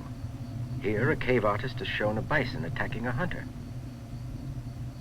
Through these drawings, and by the skeletons and the tools and weapons that we see today in museums, archaeologists have been able to piece together the story of the Neanderthal and Cro-Magnon man and their way of life. It is a story that goes back many thousands of years before written history. But even though it has been some 10,000 years since the Cro-Magnon man disappeared from Europe, he is still important today, for it was his primitive discoveries, his amazing artwork, his skill and knowledge that form a link between the beginnings of man and the world of today.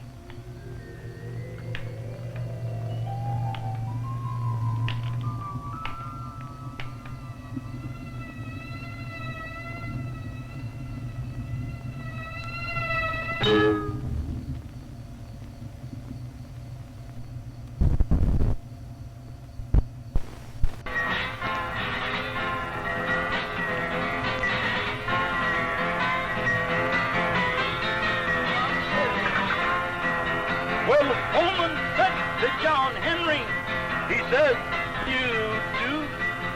I can line a track, carry a jack, he can shovel. Lord, Lord, he can shovel. Yeah, John Henry said to Holman, he says, a man ain't nothing but a man.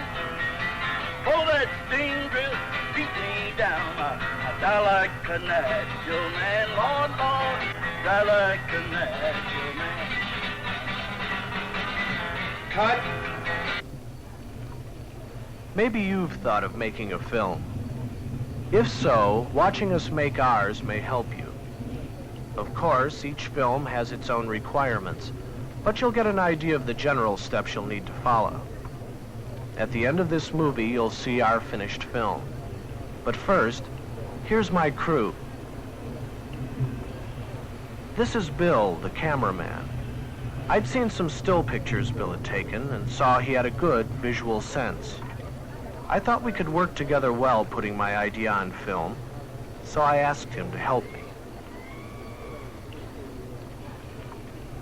Debbie is the script girl.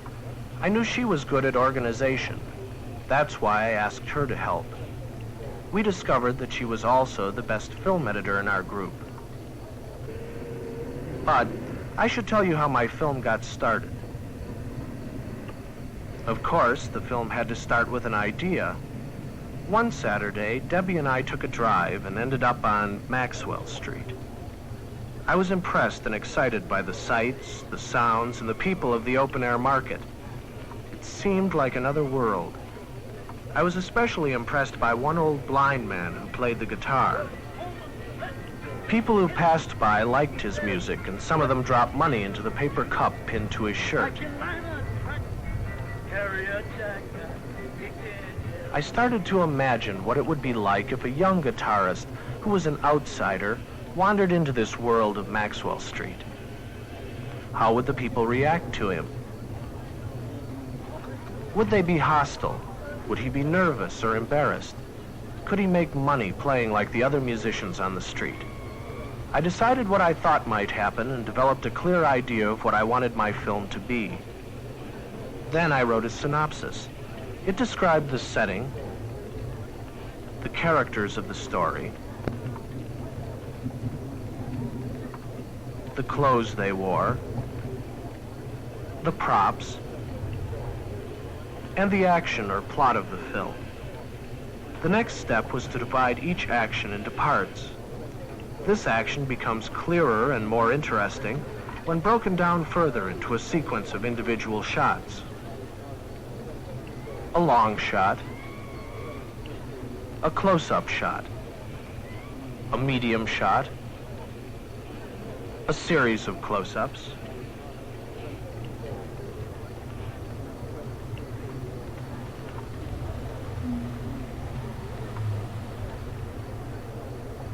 and a return to the long shot. As I did this for each part of the action, I developed a shooting script. When the shooting script was finished, I met with my crew and with John, our actor, to discuss the script and make preparations to start shooting.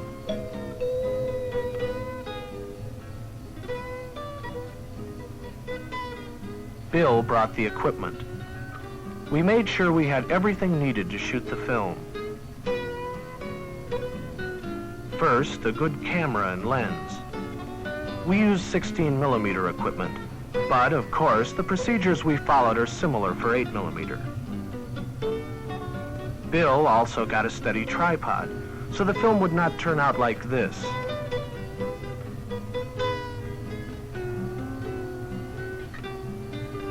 And a light meter to determine the proper exposure setting, so the film wouldn't be overexposed or underexposed. We made sure we knew how to operate the equipment and saw that it was working properly. We also had to estimate how much film we would need, and we decided to shoot in color. The next day, Bill and I went to the location. We looked for interesting places, and Bill checked out the lighting conditions. We got permission from the owner of a building to shoot from his roof. We wanted to be sure we could shoot the film I had written or make any necessary changes in the script before we started shooting. We didn't want to waste time, so we planned carefully. The next day, we started shooting.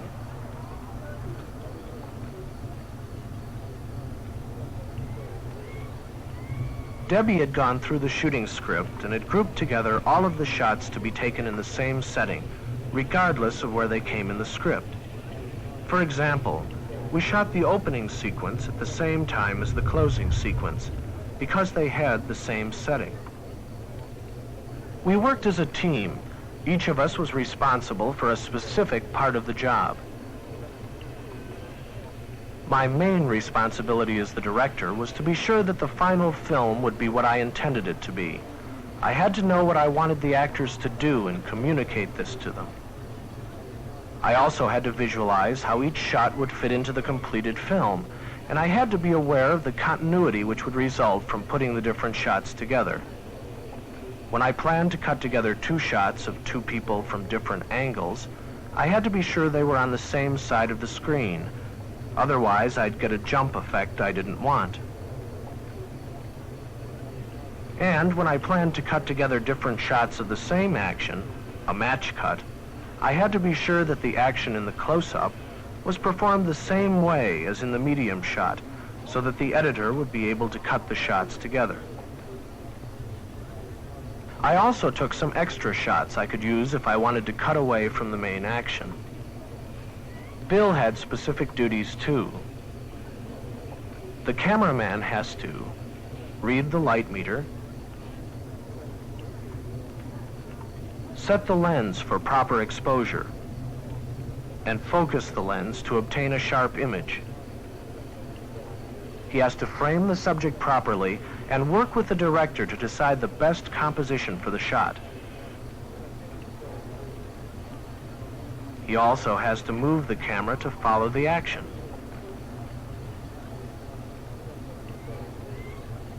The cameraman is responsible for putting on film what the director visualizes in his mind. Debbie, as the script girl, had to keep the records of the production. She kept track of which scenes had been shot, how many takes we made of each shot, and which takes were good. She also kept a record of the positions and appearance of the actors and props, in case we needed to do any retakes. Finally, we took our last shot and sent the film to the laboratory for processing. Then it was time to start editing. Debbie edited the film using basic equipment which included a pair of rewinds, a viewer, a grease pencil,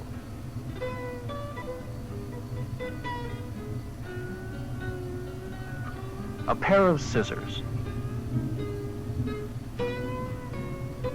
a splicer, and film cement. It is the editor's job to arrange the out-of-sequence shots into the final film according to the director's specifications. These may differ a little from the original shooting script because of changes that occurred during shooting. Many times, the editor uses only part of a shot. For example, take that match cut you saw us shoot. Here are the 2 original shots, the close-up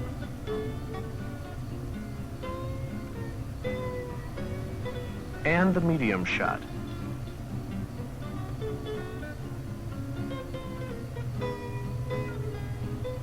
And here are the 2 shots match cut together.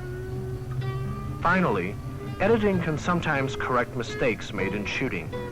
And even with careful planning, we made a few, like this error in screen direction.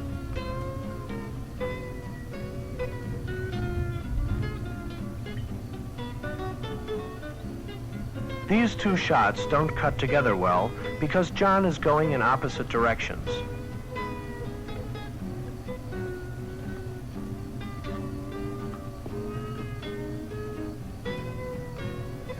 To solve the problem, we used one of the cutaway shots in between.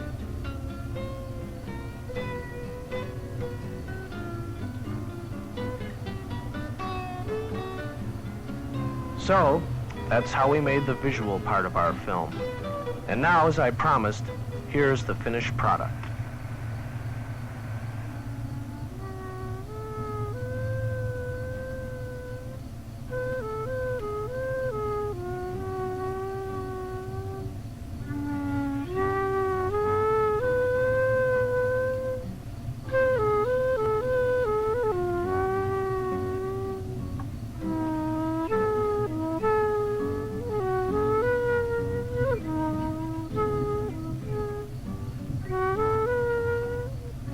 girl. Where's Maxwell Street?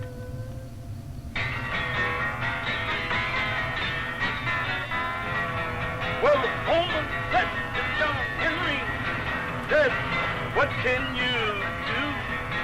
I can line a track, carry a jack, pick and shovel. Lord, Lord, pick and shovel. Yeah, John Henry said, woman, a man ain't nothing but a man. Said, oh, that stingray beat me down. I like a natural man, Lord, Lord, I like a natural man.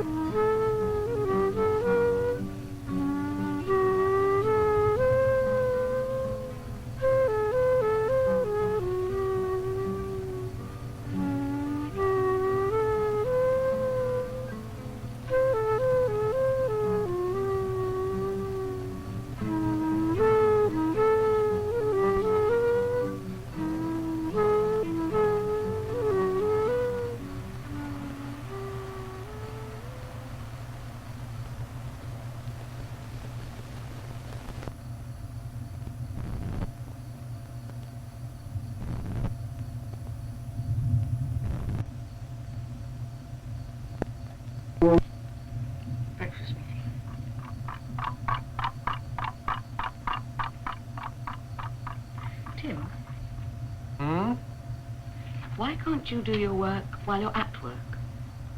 There isn't time. I have to go to meetings. Apologizing for being late because I've been kept at the previous meeting, and leaving early, making arrangements to meet again to finish the meeting in order to get to the next meeting. This goes on till I leave work, when I can, at long last, start work. Done nearly 4 hours today. Do you think it would make things easier if I came and slept at the office? Why don't you come and sleep at the meetings? Everyone else does. In fact, if it wasn't for the sleep we got at meetings, we'd never be able to work. This isn't work, is it? Hmm? You are hereby summoned to appear, and that you did exceed the speed limit. Well, I was late for the meeting at the works, wasn't I? Meeting at the office went on for hours. Assaulting behavior? Well, I didn't realize the motorcyclist cutting in and waving was a policeman, so... You waved back. In a way. In a way. Thursday afternoon. You won't be late for the Thomases, will you? No, it won't take long. It's a court case, not a meeting. Well, they're all the same thing, really, aren't they? What? A lot of people in a room, trying to establish what happened and why, deciding what to do about it. Nothing like each other at all. In a court you have rules, procedures. It's all organized. Meeting, you just meet.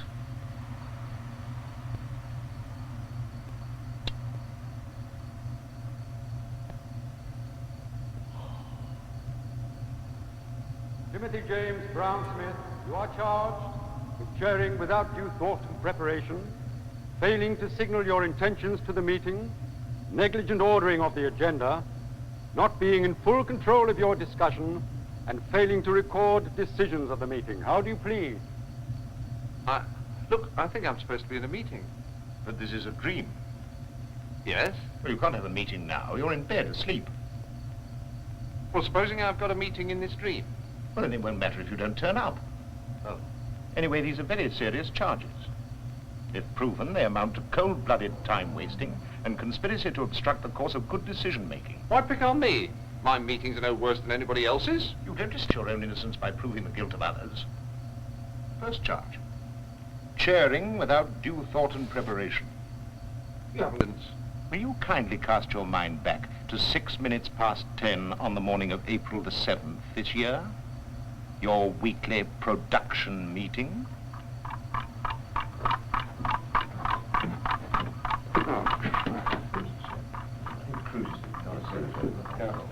Oh, no. What's going on? Sorry, I'm late. It's been a bloody planning meeting. On and on as usual. Bloody waste of time. Well, nice to see you all again. Now. Well, how long is it going to take this morning, Tim? Well, depends what we've got to discuss, really. You might take the things you need me for first. I should be on the floor. I should think so. Well, nice to see you all again. Gosh, is it really a week since we met? Seems like yesterday. It was yesterday. What? We had to make a decision on the overtime rates. Oh, so we did. Alan. Sorry? Have we started? Yes. Right, well, nice to see you all again, as I say. What are we talking about this morning? Well, we better talk about that first. I'll do an agenda. Item 1, the agenda. Ian's got to go pretty sharpish, as I say. Look, what have you got? I'd like to talk about the night shift standbys. I had a word with Frank about that, and he thinks that 2 will be enough until we get the new B265s. What about the weekends? We'll see what you think of this.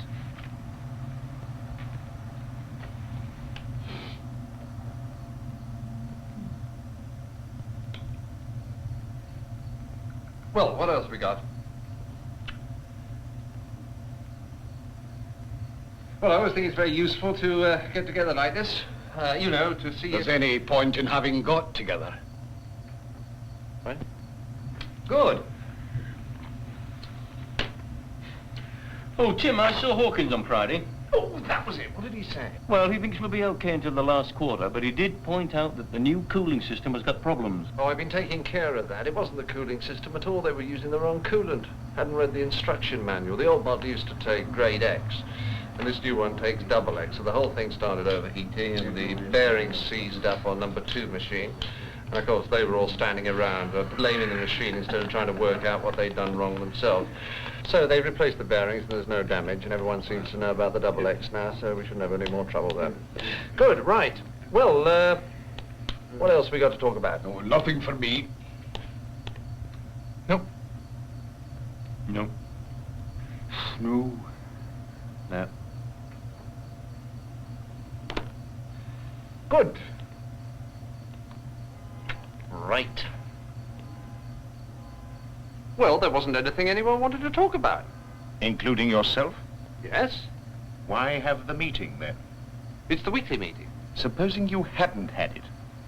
Well, we have it every week. We always have. Why? It's the weekly meeting. You mean it's like climbing Everest? You do it because there. Look, there's normally plenty to talk about. Well, there wasn't that time. No? Then why didn't you cancel it? Cancel it? Look, I don't know what they want to talk about until they get there, do I? Not if you don't find out beforehand, no. Not if you chair without due thought and preparation, no. I mean, really. Supposing I conducted my court like that. Prisoner at the bar, you stand charged with...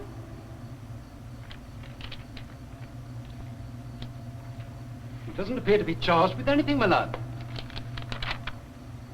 Who made out this indictment? I did, sir. But it's blank. Yes, well, I thought that would give everyone a chance to contribute. You know, let the feeling of the meeting, of the court, emerge. You know, play it by ear. I think you'd better tell us what the charge is. Well, I haven't given it that much thought, to be quite honest. Things were a bit hectic down the station this morning. I thought we could sort of work something out when we all got together. No, what? I see what you mean. You see? You're a menace. Abso-bloody-lutely hopeless. You're not supposed to talk to me like that. Don't blame me, it's your dream. Disgraceful. A total waste of everybody's time. Well, not a total waste. I mean, we sorted out that stuff about Hawkins and the cooling system, and David was able to clear up the standby thing with Jack. I mean, we got something done. But those things could have been done over the telephone or in each other's offices. You didn't need a meeting for that. I mean, to ask you the question that you should have asked yourself, what was the meeting intended to achieve? Well, it was the What would have been the consequence of not holding it? So, conducting a meeting means, stage 1, preparing yourself so that you're quite clear what the meeting is for. And then, stage 2, making quite sure that everyone else is clear as well. Yes, I know you mean an agenda. Well, I do those sometimes. Like a fortnight ago? Yes, I was coming to that.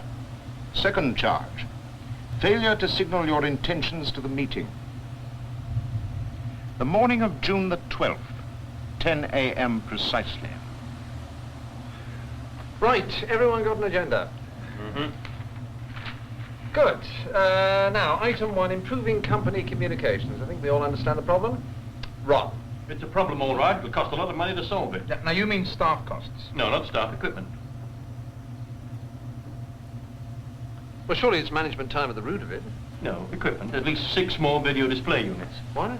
Look, if you want sales and accounts to have direct access to data, then Look, you... I'm sorry, Ron. I mean, we may be able to deal with this later on if there's time, but can we take item 1 now? Well, I am taking item 1. Improving company communication. No, Ron. It's not the computer. It's the telephones. Look, every time we try to get through down there, they're engaged. What? No, it isn't. What? I'm talking about the staff briefing sessions, how we brief the staff on this year's company results. What, the company results? I thought you wanted an automated switchboard. I mean, you know the hold-ups we've been having down there. Look, I'm talking about company communications. So am I. So am I. How can we communicate if the phone's always busy? Look, the whole point of this was to get ideas on how to brief the staff on this year's company results. Well, why didn't you say so? Well, I mean, hasn't anyone done any thinking about this? I spent 2 hours yesterday. Ah. Designing an improved layout for the House magazine. That was your first misdemeanor. And then, hardly 20 minutes later... I know. Right, item 6, expenditure on maintenance on the B1265s, the B219s. Ron? Well, I've been through this and I can't see where we can cut back. I agree. I feel very strongly that would be... What? What? I was talking about this a few weeks ago. When? Spend more money? Yes! Now we postpone the re-equipment program.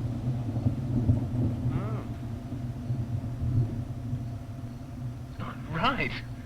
Well, what extra maintenance will they need? What'll it cost?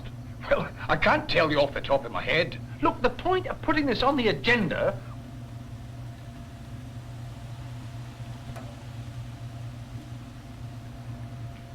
Well, then let's think. Well, we better take this on Friday too. I better come then. Dan. Ian, will you please have some figures then? Last item. Within what limits? £10,000? No, 10 to 15%. Oh, thanks for telling me. Number 7, the Sterling contract. Jack, what are the labour estimates? Well, Fred's kept me waiting for this because he's got a problem with the overtime rates. He's not sure. You mean you haven't got them? Well, I'll have them tomorrow evening latest. I need a decision on this today. Today? Yes, look, it says Sterling contract, estimates and terms. I mean, isn't that clear? I thought we were just reviewing it. Well, we can't decide anything without George, can we? Why not? Well, he's got to agree the delivery date, and that affects the pricing. Well, we better take this on Friday too. We should just have come on Friday. Friday. There goes Friday. Well, we can still decide on some of the figures, can't we? Yes, why not? Get something done. Will George be here Friday? Yes, he will be. Well, we can decide the materials budget. Yes, we can. What are the corresponding figures on the Ashcroft deal? Have you got them? Look, I think it's best if we take this all on Friday. Decide it all in one go.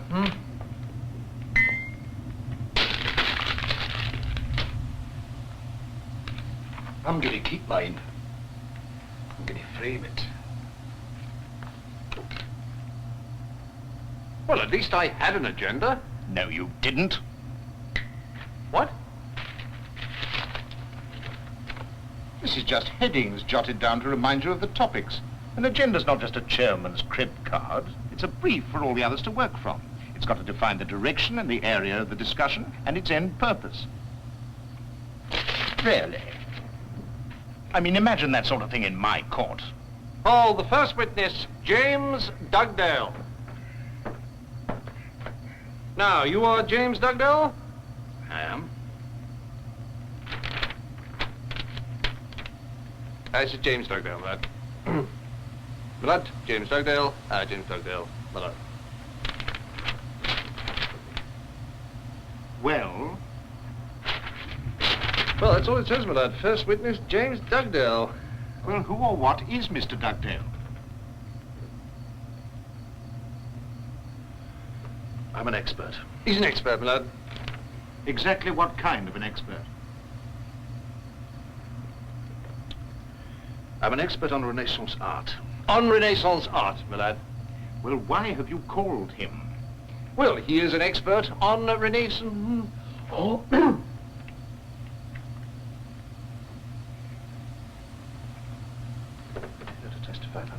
He's here to testify about the painting, my lad. Did he sell it?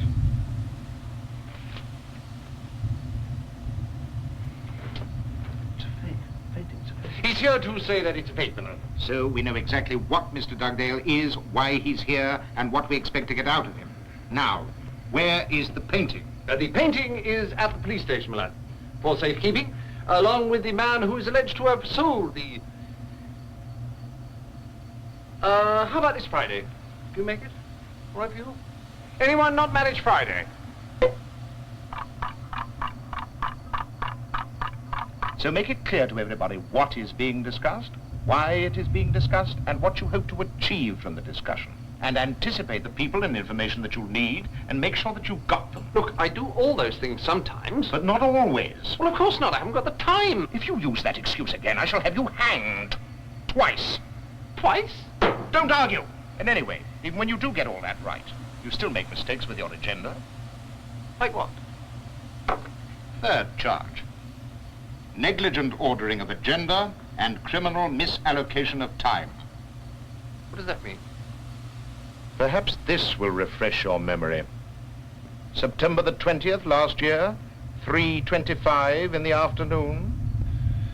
Right, that's item 1 for decision, allocation of parking spaces in the new park. 6 spaces for marketing and PR, 4 each for production management, works management, and 8 for admin. For review after 3 months. Yes. Did that really take 15 minutes? Right, item 2, for decision, McKenna Brothers order for 250 L3s for delivery 31st October. Do we accept the order, or is October 31st too tight? The L3s are practically obsolete. Marcus, they're not obsolete. Well, we ought to be selling them then. The L5s are more durable, they're easier Look, to I handle. want to take this order if we can. It's McKenna's, right? If we can do this, they may come back. Right. Well, I think we're making a mistake. Look, I'm sorry, it's 10-2. Yes, well, if we hadn't wasted 50 minutes discussing the bloody parking... That was urgent. The park opens on Monday. Ron, how can we do this McKenna job? Well, we'll have to do the L3s on number 2 and 3 machines tomorrow and Thursday. Well, no, just a minute. Can we just... That'll mean completing the Ashcroft B19s over the weekend. How much overtime? Not too much. Right, that's it then. Now, item 3, for information, forward maintenance schedules on the batchwork machines. Off you go, Ian. Nice to get a word in. Want to chair this? Oh, not now. I just want to say that I've got to rewire machines number 2 and 3 over the next 3 nights. Oh, Christ. Look, I warned you last week. Well, won't it wait till the weekend? Aye, if you don't mind the place going up in smoke. Well, what about McKenna's L3s? YP. What? Your problem. Well, why didn't you mention this while we were discussing it? I've been trying to. What can we do, Ron? Well, Not take the order? we'll have to put number 4 onto the L3s, and now that will mean more overtime on the B19s. So we may have to ask our shop for a few hours' grace on Monday. Right. That's the plan. Bonus rates next. David, would you ask Bert to come in, please? So that's 2, 3, and 4 on the L3s, and I'll call Ashcross after this. Why don't we off McKenna's the L5s? Because they don't want them. Item 4, bonus rates. Bert, sorry to keep you waiting.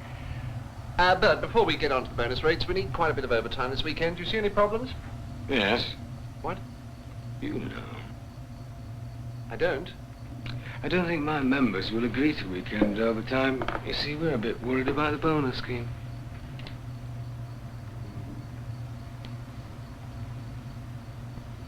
Right. Well, we'll talk about the bonus scheme first then. Then if we can get that sorted out, we'll deal with the overtime. We know about the maintenance situation now, so then we can go back to item 2 and see... Whether to take the McKenna order or not. I know what you're going to say, but the parking spaces had got to be done. Very well. Put it first because it's urgent and polish it off in 5 minutes because it's unimportant. You can even put 5 minutes against it on the agenda. Culpable failure of time planning. The failure of order planning was even worse. Well, how was I to know about the bonus argument? How was I supposed to know about the maintenance? How were you supposed to decide whether to accept an order before establishing that you had the men and the machines to fulfill it? Imagine a clerk of the court planning the sequence of events like that. It is indeed a straightforward case, my lord. So I will now ask the clerk of the court to read the depositions taken from the witnesses of the magistrate's court. Thank you, my lord.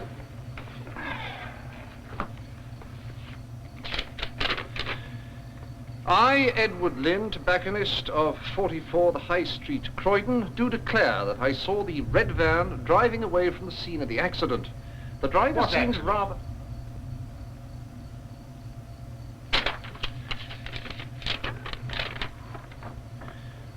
Always been a good son to me, this is it.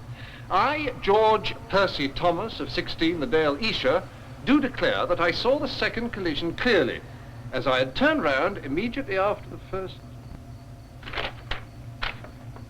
What is that? The weather conditions in the month of May, during which the accident occurred, my lad. Fascinating. Who saw the first accident? Oh, this man, my lad. Harry sang out of the sideboard? What? Oh, a lorry swung out of the side road. Sorry, my lad, we didn't have time to get this typed. Why didn't you? Oh, this took ages. Ages.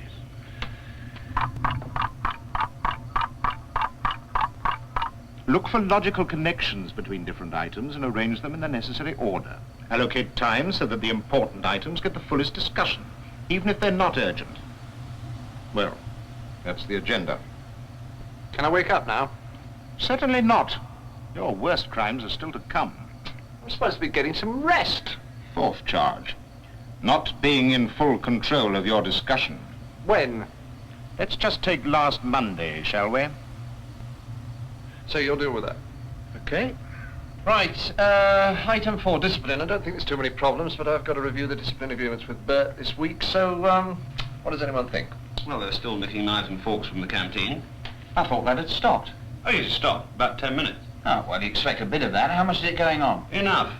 My problem is that people are still clocking on for each other. What your lads need, Ron, is a bit of discipline. Depends what you mean by discipline. I'll tell you what I mean by discipline. Nailing a few of them to the front gates, that's what I mean. Shut up, Marcus.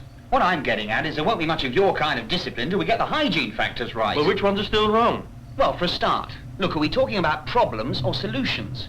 Because if it's solutions, then we should start by trying to shorten discipline procedures. I think we've got to review the problems first. Okay, well, here's one. Now, can we really expect a supervisor to control a group of 45? I'll tell you the problem. We can't even control the bloody supervisors. They're all right. So on mine, good lads. I scratch their backs and they scratch mine.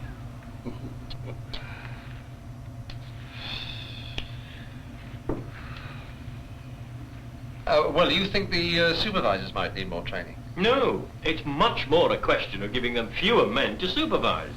If we could get them to fill the men in where the company's at, to involve them more. They're just not interested in things like that, David. I mean, my lads are okay, but they won't even read the safety notices, unless I hold them up to them like that. I'll tell you what the problem is. Oh. They're bone bloody idle. We ought to sack a few of them, that'll wake them up. Yeah, and get another Jones case. Amazing, wasn't it? It was absolutely useless. I don't believe this we new couldn't prove it, could we? Do you call that a discussion? Well, we were sort That of... wasn't a discussion, that was group therapy. A discussion's got a structure, just like we have in this court. First, state the proposition. Next, produce the evidence. Then you have the arguments about what the evidence proves. Then you come to a conclusion, a verdict. Then, and only then, can you decide on the action, the sentence. Otherwise...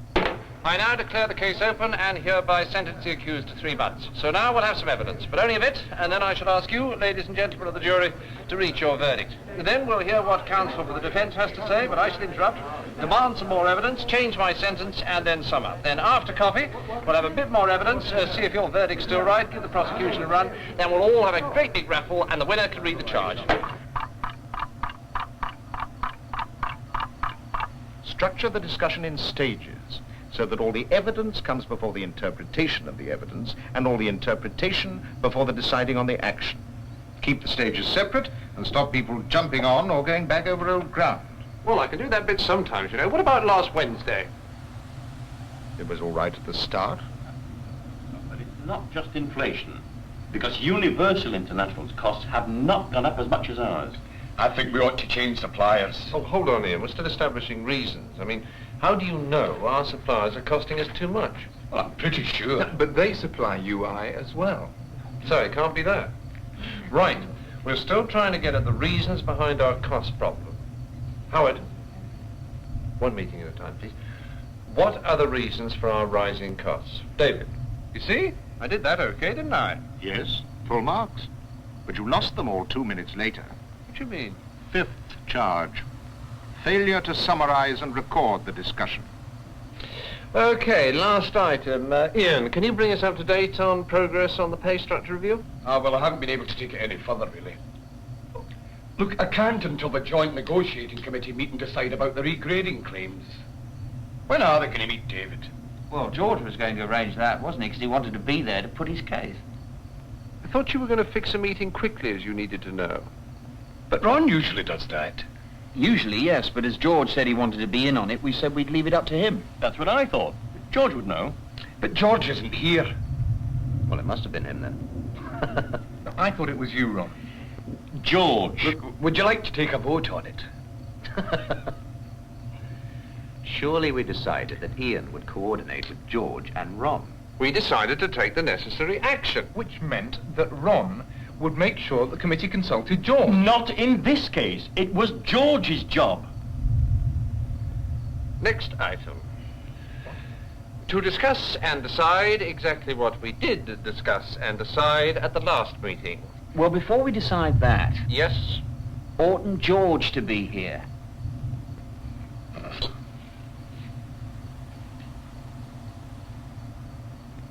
But I thought everyone knew what had been decided. Supposing we did that. You have been found guilty, but before I pass sentence, I must ask the court if you have any previous convictions. Well, I'm not absolutely sure, but I've got a hunch we did him about 5 years ago for forgery, or it could have been arson, but he thinks he was taller. No, it wasn't arson. It was him. I'd swear to that. And it was forgery. But I reckon he got off. No, never. Well, didn't anyone write down what the judge said? No? Why not? Well, we all thought we knew what had been decided. Sorry. So finally, summarize and record. Do you think you've got it now? I think so. Is it safe to let you wake up? I have the public to think of, you know. I'll tell you what. If you can summarize this dream, I'll give you a conditional discharge. Thank you, Miller. Right, ladies and gentlemen, let us record our 5-stage plan for shorter and more productive meetings. Stage 1, plan. Clear your mind about the precise objectives of the meeting. Be clear why you need it and list the subjects. Stage 2, inform. Make sure everyone knows exactly what is being discussed, why, and what you want from the discussion. Anticipate what information and people may be needed and make sure they're there. Stage 3, prepare. Prepare the logical sequence of items. Prepare the time allocation to each item on the basis of its importance, not its urgency. Stage 4, structure and control. Take the evidence stage before the interpretation stage, and that before the action stage, and stop people jumping ahead or going back over old ground. Stage 5. Summarize all decisions and record them straight away with the name of the person responsible for any action. May I wake up now? How do you feel? Guilty or not guilty? Guilty. Conditionally discharged. However, if you have not learned your lesson, if you continue to waste other people's time, you will find yourself doing some of your own.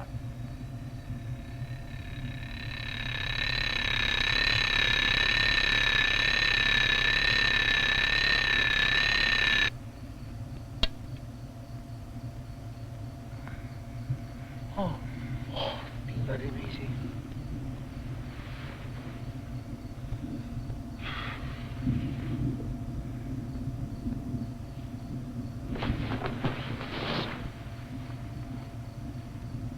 Anything wrong? No, nothing, dear. I think I'll just do a little thinking about that meeting this morning.